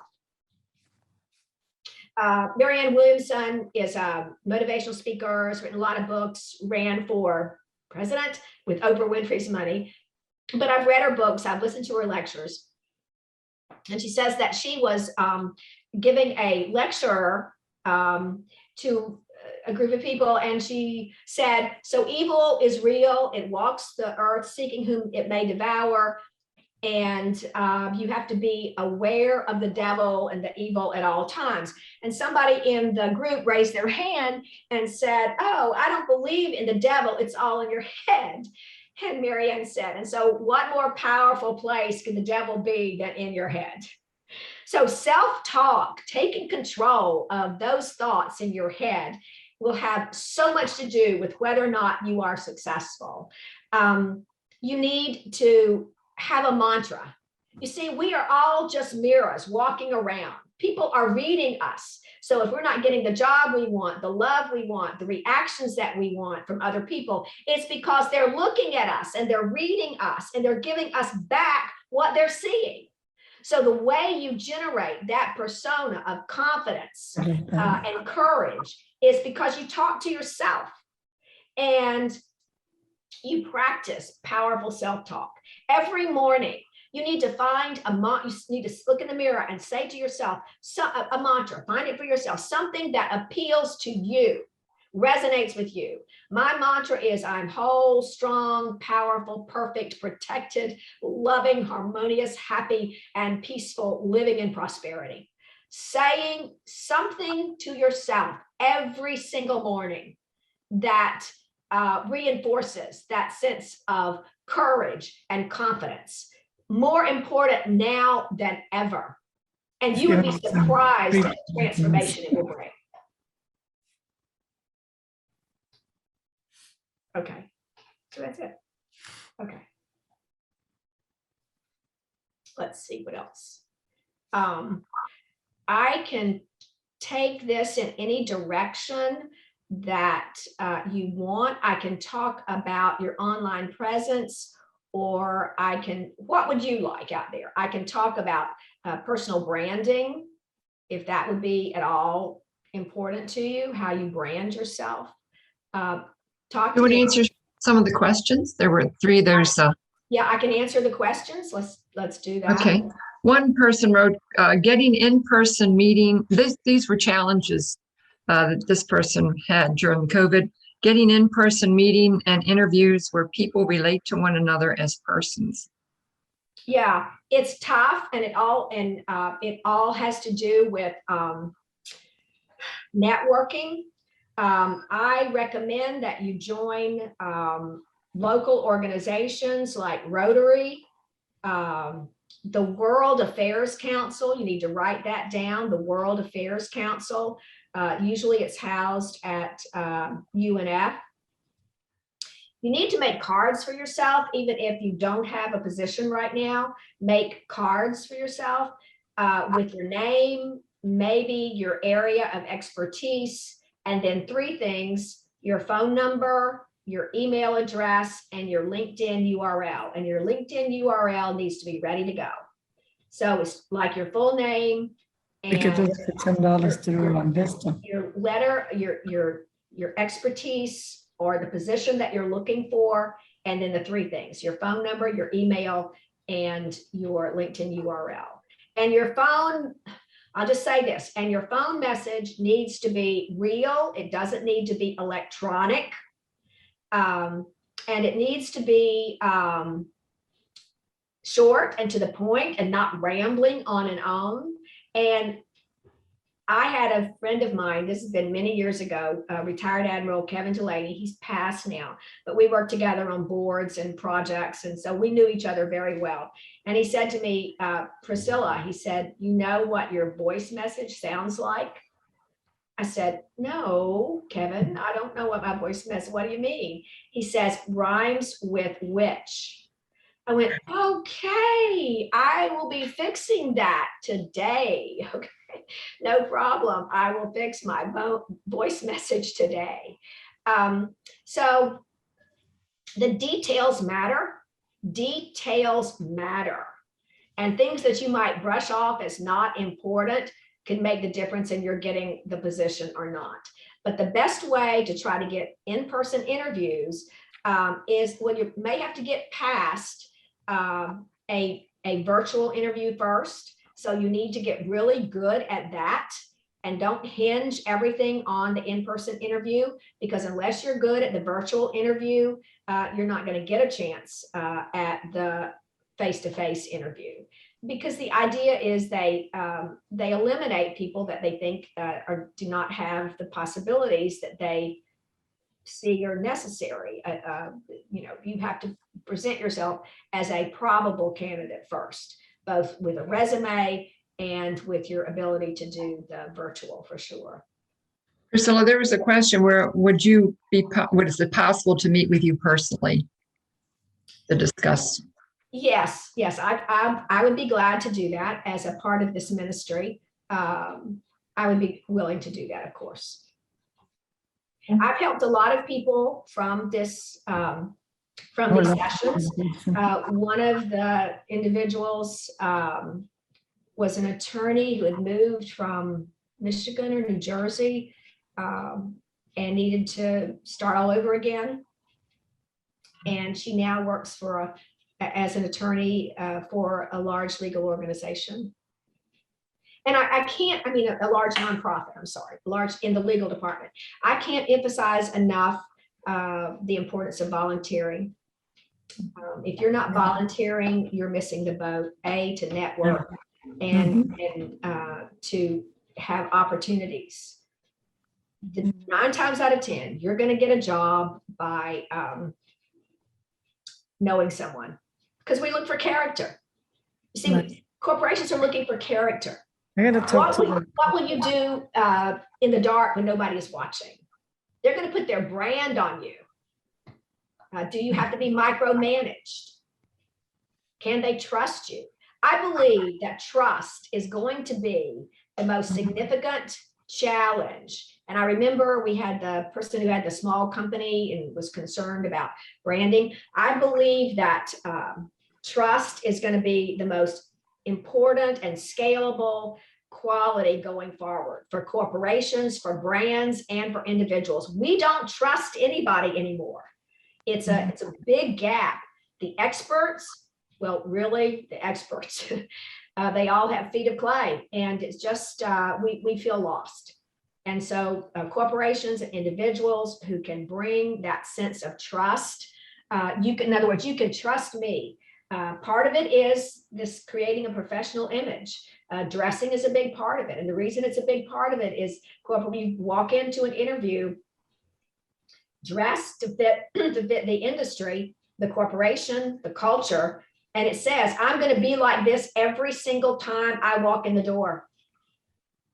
Sometimes I've gone shopping with my daughter and I'd say, how do you like this dress? She'd go, it looks like everything else you have in your closet. I go, good, I'll take it. It's that sameness that indicates a corporation can trust you. I'm not going to show up one day in with costume clothes and big dangling earrings and then the next day in a suit. No, every single day when I come in this operation, you can count on me. You can put me on the road. I'm going to look to solve your problems, to negotiate, to represent your brand. I will look like this because it instills trust, consistency. What they teach us in the trust. cosmetology field. Priscilla, here's another question. My most challenging task during the pandemic, I would say, is ageism. Although I have a master's degree in educational leadership, I am finding that it's been a little bit more difficult for me to receive an offer. I think you have to lean into it. Again, that's kind of what I said about own it. You can't get out of it. I mean, people are going to know how old I am. Well, hopefully not. Hopefully they won't know exactly how old I am on first blush. But the reality is I'm in that category where I have a lot of experience. I have a lot of experience with people, with crisis.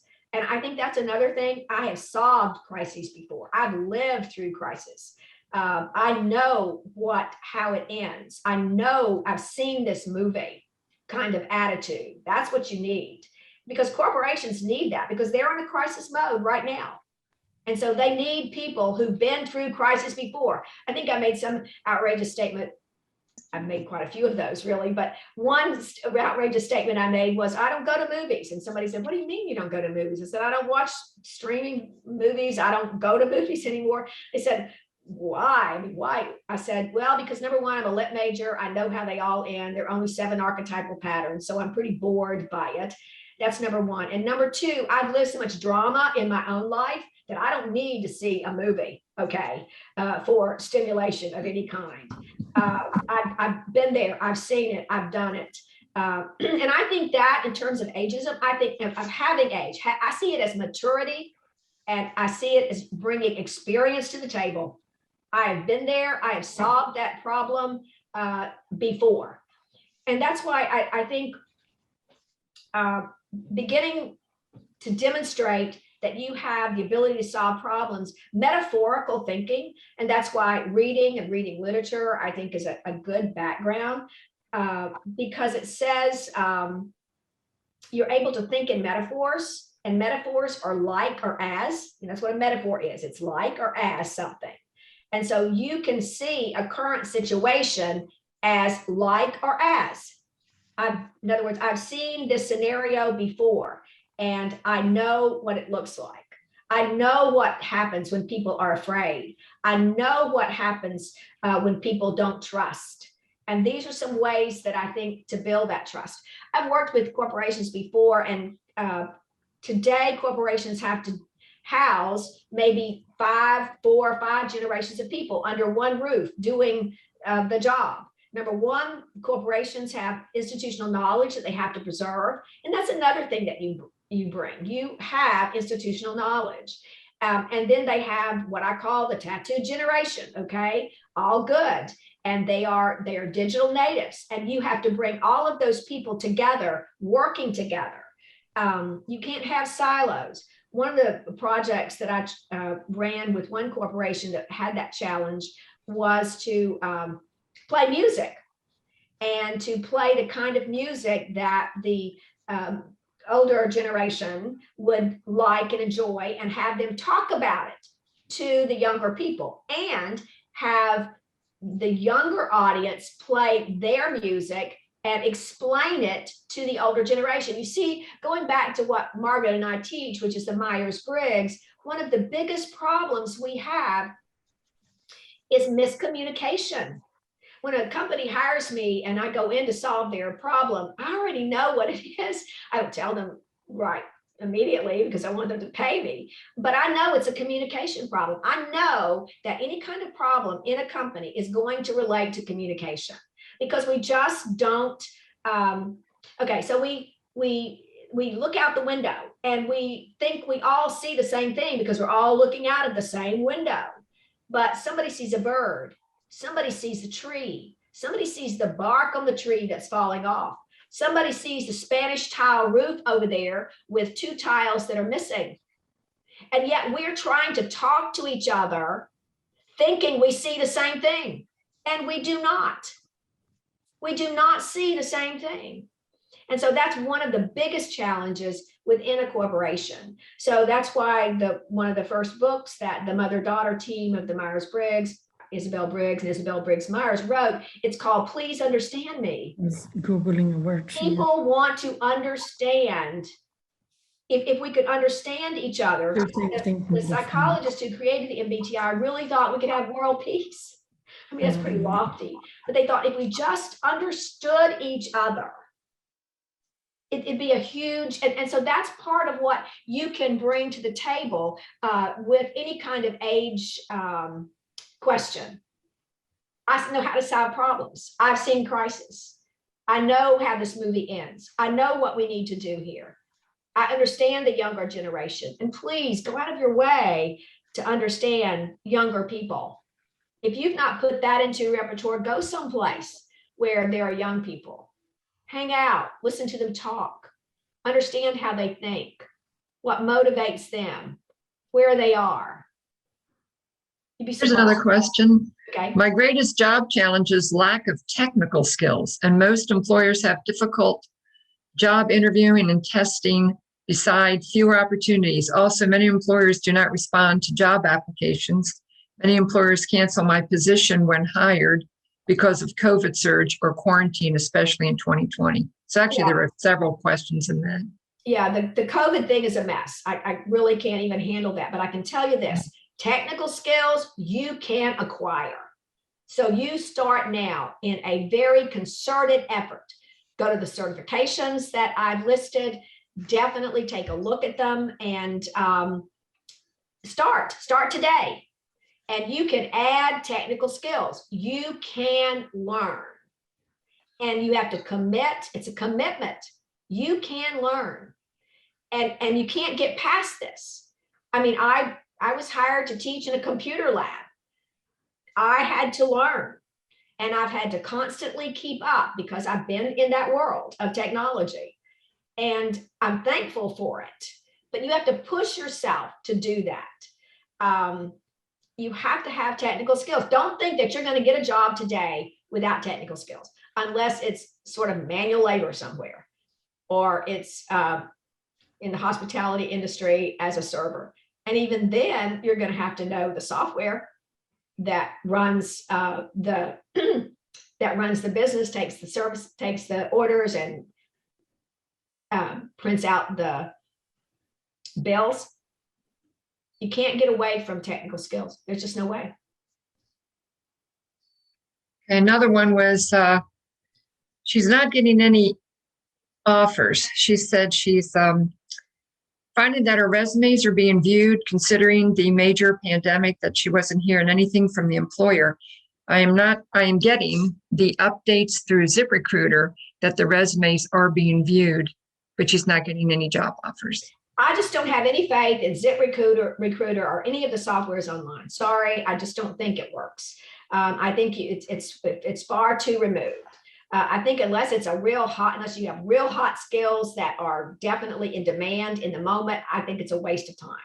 I think networking, personal contacts are the way to get job positions. Churches, organizations, World Affairs Council is one, like I mentioned. Rotary is another. Christ Church, by the way, I'll plug it.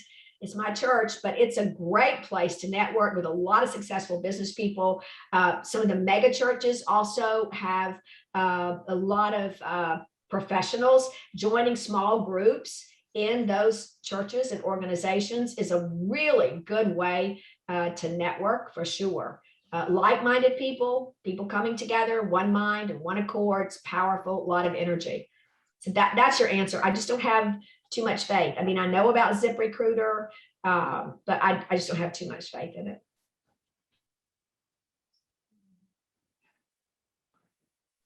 Anybody else have a question? Anything that I can answer, respond to? Anything you want to know?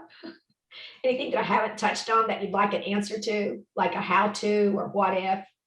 Follow-up, having good follow-up after an interview. Gotta follow up. Definitely send, I'll tell you what I think. They get emails all the time. So a personal handwritten thank you note is going to go a long way to get their attention. You need to have stationery that's professional. Cards, I like cards. Nothing with butterflies, please, just all professional. And I keep them myself. You can have, I think you should invest in like business cards, invest in stationery, small cards where you can handwrite thank you notes and send it to them. Makes all the difference in the world. Someone asked that she has a phone interview on Monday. Do you have any tips? Yes. Wait. Listen. Make sure you're not talking over the person. And one good thing to do is to repeat the question for them, for yourself, and for them. So make sure that you're answering the question they ask. So what you say is, here's the question. How did you learn about this position? That's a classic one. And they're gathering data, by the way. They want to know how their ads worked. So they'll say, how did you learn about this position? And get ready and say, either say, you were asking me how I learned about this position. And then tell them, I saw the solicitation online when I was looking at your corporation. So make sure that you repeat the question. Wait, listen, repeat. Make sure you don't talk over a person. And don't make your answers too long. Phone conversation is not about long-winded answers. The other thing I find, Priscilla and everyone, that phone interviews are more like screen you out. They're screening interviews. They're vetting you. Yeah, so they probably want to talk about salary right up front to see if you're, Okay, so to answer the salary question, go to salary.com, look at salary.com, put in the kind of position you are applying for and see what the salaries are. And so when they ask you what you expect your salary to be, say, the first answer is, I expect to be paid according to industry standards. That's your first answer. I would expect to be paid according to industry standards, and then know what those industry standards are. Salary.com.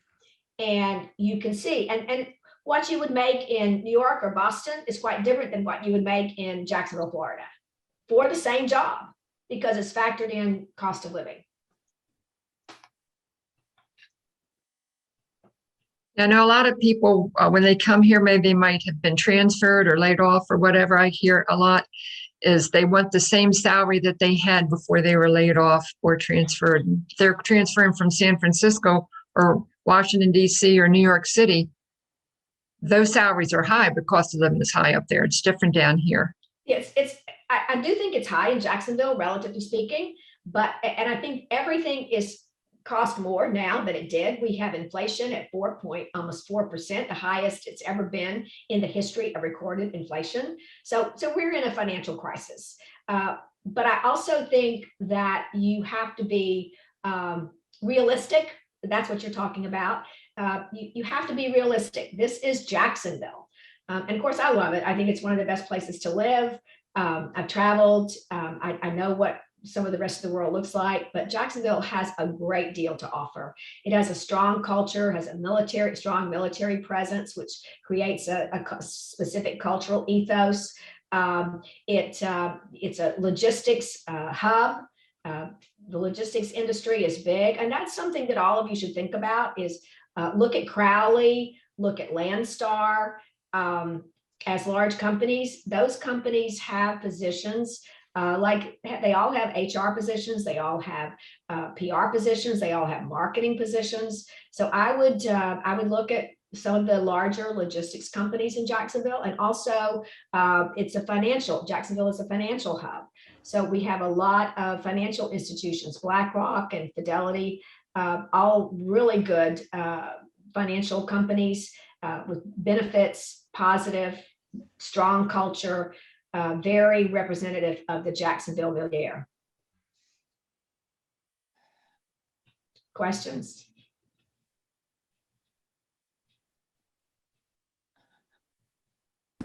Hello, can you hear me? Yes, I can. Priscilla, I have a question. I mean, great information. Thank you. Some of the, I think it's on LinkedIn that I have my profile and it asks you a minimum salary. And I do have a figure in there as a minimum that I'm looking to obviously go with. Is that something that perhaps you would say no, because then it's there and it might be too high on certain jobs? I'm open. Absolutely. I would take it out and I would definitely look at salary.com first of all, so you have it in your head. But I would leave all of that out, because your first answer, if they say how much, if they want to know what you need to make, you say, I expect to be paid industry standards based on, my education and experience. And and also in order to meet your needs as well. Okay, it's great information because I filled out an application. I happen to have 2 interviews today, 2 and 3:30. Wow. So it's good, and I'm excited with the information. So I'm going to take out that number, and I appreciate what you're saying regarding that number, because some of the applications will not let you go through, as you know, without putting a number. The ones that do let you go through, I love what you say. I expect to be paid according to industry standards, and leave the number out so I can effectively negotiate at time when we get to that discussion, I guess. Well, yes, but they already know what they're going to pay.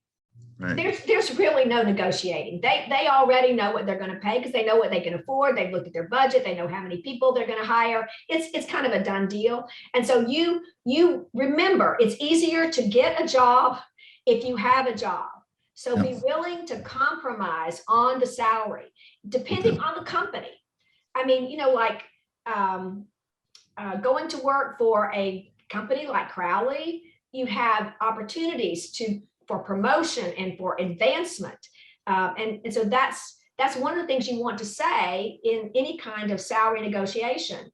Like, I'm willing to take, I'm willing to entertain an offer from you as long as I know that I'm going to be reviewed every 6 months. See, that's what you want to ask for from them. Because if you're not reviewed, your salary isn't going to increase as quickly. So you want to know, I'm ready for you to pay attention to me. I will entertain your offer. Make me an offer. I will entertain it as long as you promise me in my contract that I will be reviewed at least every 6 months. See, like that says I'm ready to perform. Awesome. Great. That's wonderful information. And I like that because it gives you the option to go up. So I understand. So thank you for sharing. I will take that number out of my LinkedIn and anything else. Oh, yeah.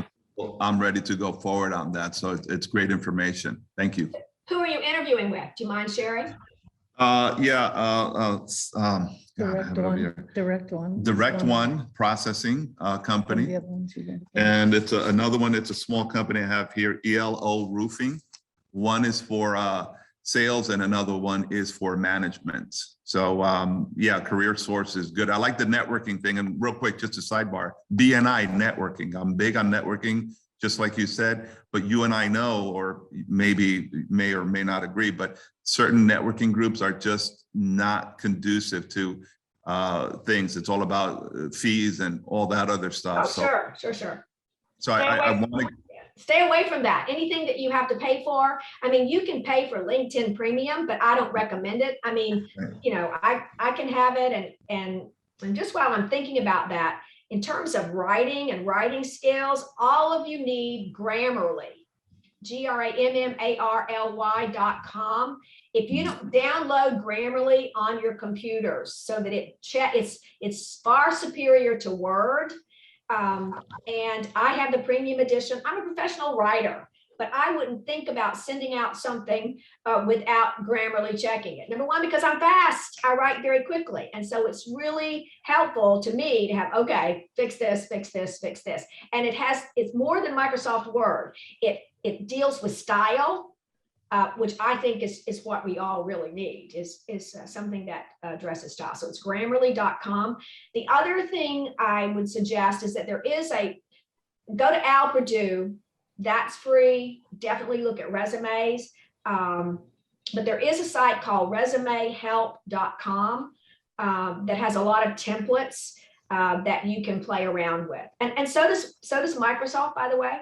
Microsoft has a lot of templates for resumes as well. Just don't get too fancy, because if you get too fancy, you take away from the real content, which is what you're trying to project. And it also depends on the industry. If you want to pick something if you're in the fashion industry or a creative industry or like the music industry, maybe you want to pick something that is a heading or a template that has sort of that feel to it. But be aware that everything that you use sends a message. A template sends a message. Great. Okay, thank you very much for the information. Great stuff. Yeah. I want to also say thank you, because as you were giving my husband the answer to his question, I also have an interview, and their actually pay offer is lower than what I've ever got paid. But it's the type of job that I love doing. And in the flyer and what they gave me, it was like, it's firm. They don't negotiate type of deal, but I still want to go to the interview and also use what you just said to my husband in regards to the opportunities of growing in the company, entertain them while I can grow. Right. I think it's important that you are willing, just say, I'm willing to compromise on salary, because I realize your need is great, and I do have the skill set that you are looking for, and I know I can perform for you. And so I'm willing to accept what you are offering, as long as you promise me that I can be reviewed at least every 6 months. Every 6 months. Yep. Thank you. Thank you so much. And it might be that you wouldn't get an increase at the 6 months level, but they could see that you were doing a positive job. And so, within a year, then you'd have some gravitas to begin to use for, the next position. Priscilla, too, they might not change the salary, but you might be able to have like a company car or a cell phone or some other benefits. Maybe those are negotiable. Other kind of benefits, perhaps a window in the office, a corner office, something other, that kind of thing. So it might not just be salary. Salary, you can be compensated in many other ways other than just salary if they won't budge on that. That's extra days off, compressed work week, something like that. You know what I'm saying? Amen. I also noticed that they had other opportunities that are not available now, which I qualify for. So absolutely. I've been praying the fact that if I get in the door, I will be able to maybe, have that opportunity of growth into another area. Right. Just make sure they like you. That's it. Amen. She likes me already. That's why I'm like, oh. Good.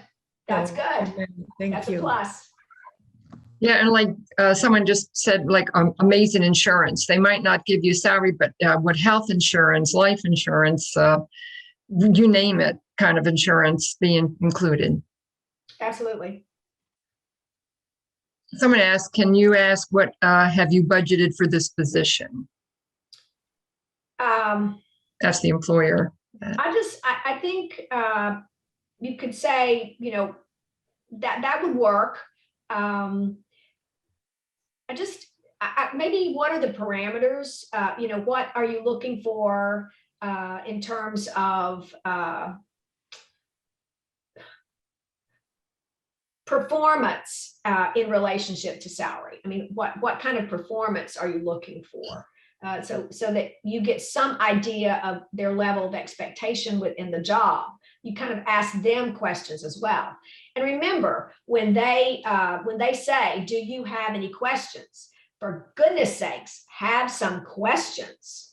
Okay. And one of them could be, if you haven't talked about it, how often are we reviewed in this position?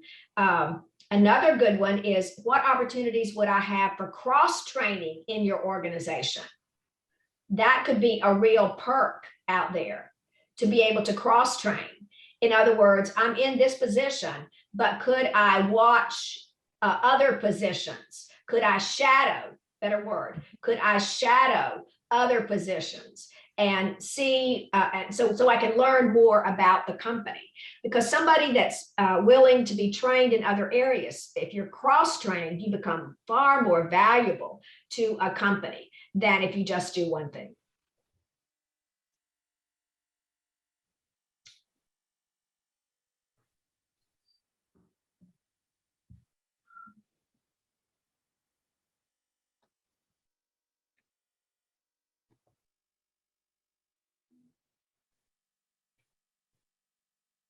Priscilla, the other thing I was telling people is to have a range in mind when the question of salary comes up, know what your bottom line is, to try to have two numbers. So yeah, you're not.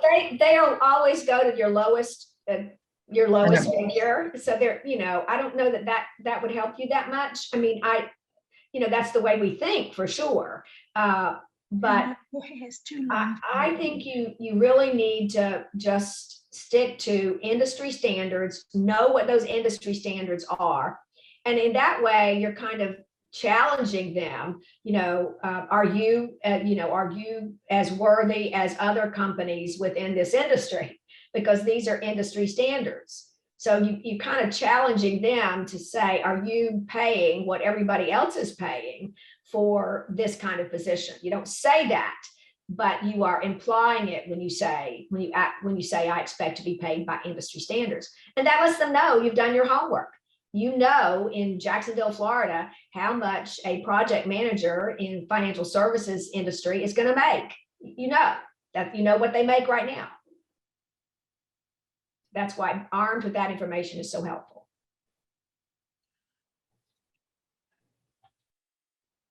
You guys no idea about how many PowerPoints I have. So getting in tune with yourself, making an assessment of your skills, examining your motives, know what makes you tick, identify your passion, your energy, and your purpose. I have a big spiel on purpose, and it's a macro view. You need to know your purpose, and that part of that is an inward journey as well. So for an example, if you are, say, a large company like Donsani, and you are making water or selling bottled drinks, your purpose should be to end, if you make, let's say, Donsani water, your purpose should be to end world thirst and help to end world thirst and build freshwater wells in Africa. So what you need to begin this journey of the career search is identifying your purpose. I found my purpose at the corner of University Boulevard and 17th Street pretty late in my career. I was walking out from a building, and the Hare Krishners sing on the corner of 17th and University Boulevard.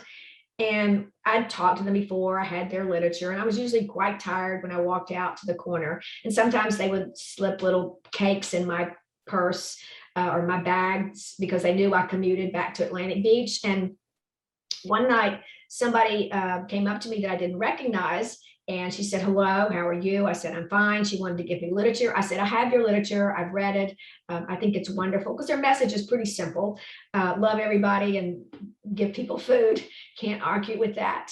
And she said, so what do you do? And somebody that knew me came over, listening to the conversation, and said, oh, she teaches in that building over there. She's a teacher. She teaches in that building over there. She comes here all the time. She teaches over there in that building. And the person that was new said to me, no, I mean, what is your purpose? And here I am, tired, on the corner of University Boulevard and 17th Street. Nobody has ever asked me that question. What is your purpose? And I said, my purpose is to change lives. And I had not thought about it before. I knew what I did. I knew that I helped people. But at that moment, I knew my purpose. And it has helped me so much going forward.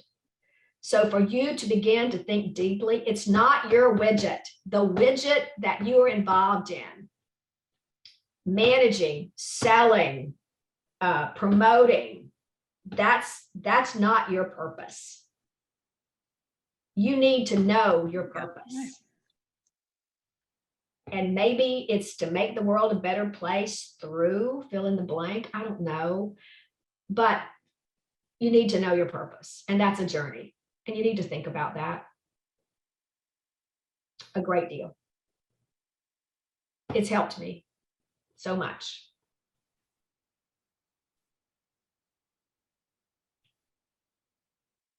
You're muted, Pam. You're muted. Pam, you're muted. Yeah, I got me off. Hold on. There's a question that came in. Let's see if anybody, let's see what it says about salary. And someone just said, yeah, definitely have prepared questions, not only about salary, but for the interview. And you can find a lot of questions online and they're standard. Some of the interview questions I gave you are the ones you're surely going to get. Again, they are also looking not only for skills, they already know skills. In fact, what they're looking for is for you to talk. Those questions are innocuous. They want you to talk. Because I can assure you, if I talk to you or a recruiter talks to you long enough, they're going to know everything about you. They're going to know everything about you. Because those questions, you will fill in the blanks. If you talk, you'll tell a story, you will give information, you will tell a recruiter everything about you. So just be aware of who you are. And examine yourself, be willing to be transparent because it's really about character at the end of the day. More than anything else, more than skills. It's about character. I was going to say, we have a little less than 10 minutes now. If anybody has any questions, you want to just come out and ask anybody or ask Priscilla? Anybody have anything? I just wanted to share something. Sure. During my time at the University of North Florida, I had the opportunity to work with the student athletes. And I've experienced just something that was just kind of life-changing for me when you asked what was my purpose. And my purpose was the exact same thing, was to change lives, because I noticed that a lot of the athletes, not to put anything out there or share anything negative or anything, they just weren't college ready, I felt. They were just basically doing the bare minimum just to be eligible. And meeting with them one-on-one caused me to put on just an individual hat for each one of them, basically meeting each athlete where they were. And during the time under my direction, they reached, I'll say women's basketball. I work with women's basketball and at-risk men. I mean, so at this time, under my direction for the fall and spring term, they've reached a history high GPA that they've never done before. And that was just, it was so rewarding for them, no matter how big or small, but it was just something that they've never, the head basketball coach said he's never had his athletes so involved in their academics before. Just going on trips, at least 5 of them made the dean's list. They've never done that before. So they got so just in tune with wanting to do better. They were just, at one point, they were just basically doing a C type of work. And I always told them, you are more than a C's work. You have a life after you dribble this ball. But that's what my thing was. It was so rewarding just to have the purpose of changing their lives. And there were some 5th year graduate eligible students, and I convinced them to go to grad school. So that's where they're at now. And they're actually at almost the point this year here, they'll be graduating, with their graduate degree. So that it was just so rewarding. So I just had to share that, but that's truly what my purpose is, to change lives. And that's just my passion to do that, just to let them know that they can do better. There's nothing average about you, nothing at all. So that's what I wanted to share. And thank you, Tanya. I think it also points to the fact that how important it is to have a support group. Think about having somebody like Tanya as your coach. somebody who comes in all the time and says, you got this, you can do this, you can do this. So it goes to the fact that we really have to surround ourselves with positive people. And that's a choice we make, and we need to be very deliberate about it and very careful. You need that self-talk, and you need to be surrounded by people who are supporting you and saying, you can do this, you got this, wake up every day doing something that is going to make you successful. Can't say that enough. We need a support group. And of course, students are most in need, and I've taught a lot of those student athletes right down the hall from you guys in Schultz. So I know, a lot of what goes on. So I remember you now. I remember some athletes coming in. Sometimes I worry about that. On me, I said, but it's for a good purpose. You got this. Just keep pressing. You got it. Just give her what she needs, and you're going to be fine. Right.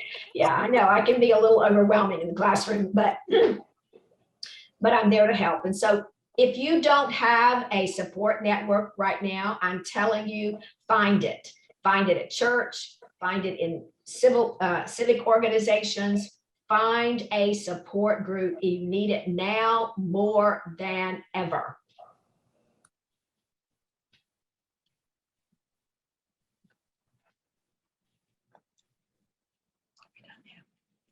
I'm just saying, when this is all over, because we have like 3 minutes, if you could just send me your workshop participant evaluation sometime today, if you would, and I'll be sending the PowerPoint slides, and Nancy's making a video of this. So I'll be sending everyone who's attended a video. Okay, good.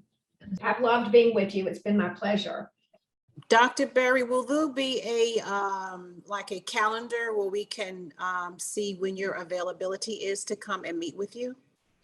Best thing to do is to send me an email. Okay. And my email address is in the chat. Okay. And I'll arrange a time. I'm on campus now. I have a killer schedule. I have Tuesdays and Thursdays. I'm on campus about 10. I start at 12. I don't finish till 7:15. Oh. And I'm trying to wear the cutest little shoes in the world and walk across campus. So last night my feet were just crying. I mean, but I'm there, and so I'll find time for anybody. Okay, great. I've enjoyed this so much, and thank you. Thank you. Yes, well, I've enjoyed all of you, and you can do this. You can do this. Thank you, Priscilla, too, for joining us today. Always appreciate all your insight and your experience, sharing that with us. Thank you. It's amazing. My pleasure. So I have a little bit of time after, so if several of you want to just hang out for a little while, if Nancy can keep the Zoom going, I'll hang out and answer some specific questions. If you want, I can have a little bit of time. I have a faculty meeting that I have to get ready for, but I'll answer some specific questions if you like. The next workshop, the Zoom workshop, will be Friday, September 24th. So I'll be sending out information about that soon. So take advantage of every workshop, every nugget, every single thing that's out there. This is a fabulous forum, amazing information, and networking as well.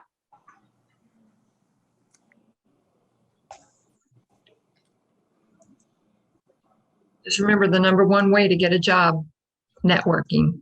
People. So, people.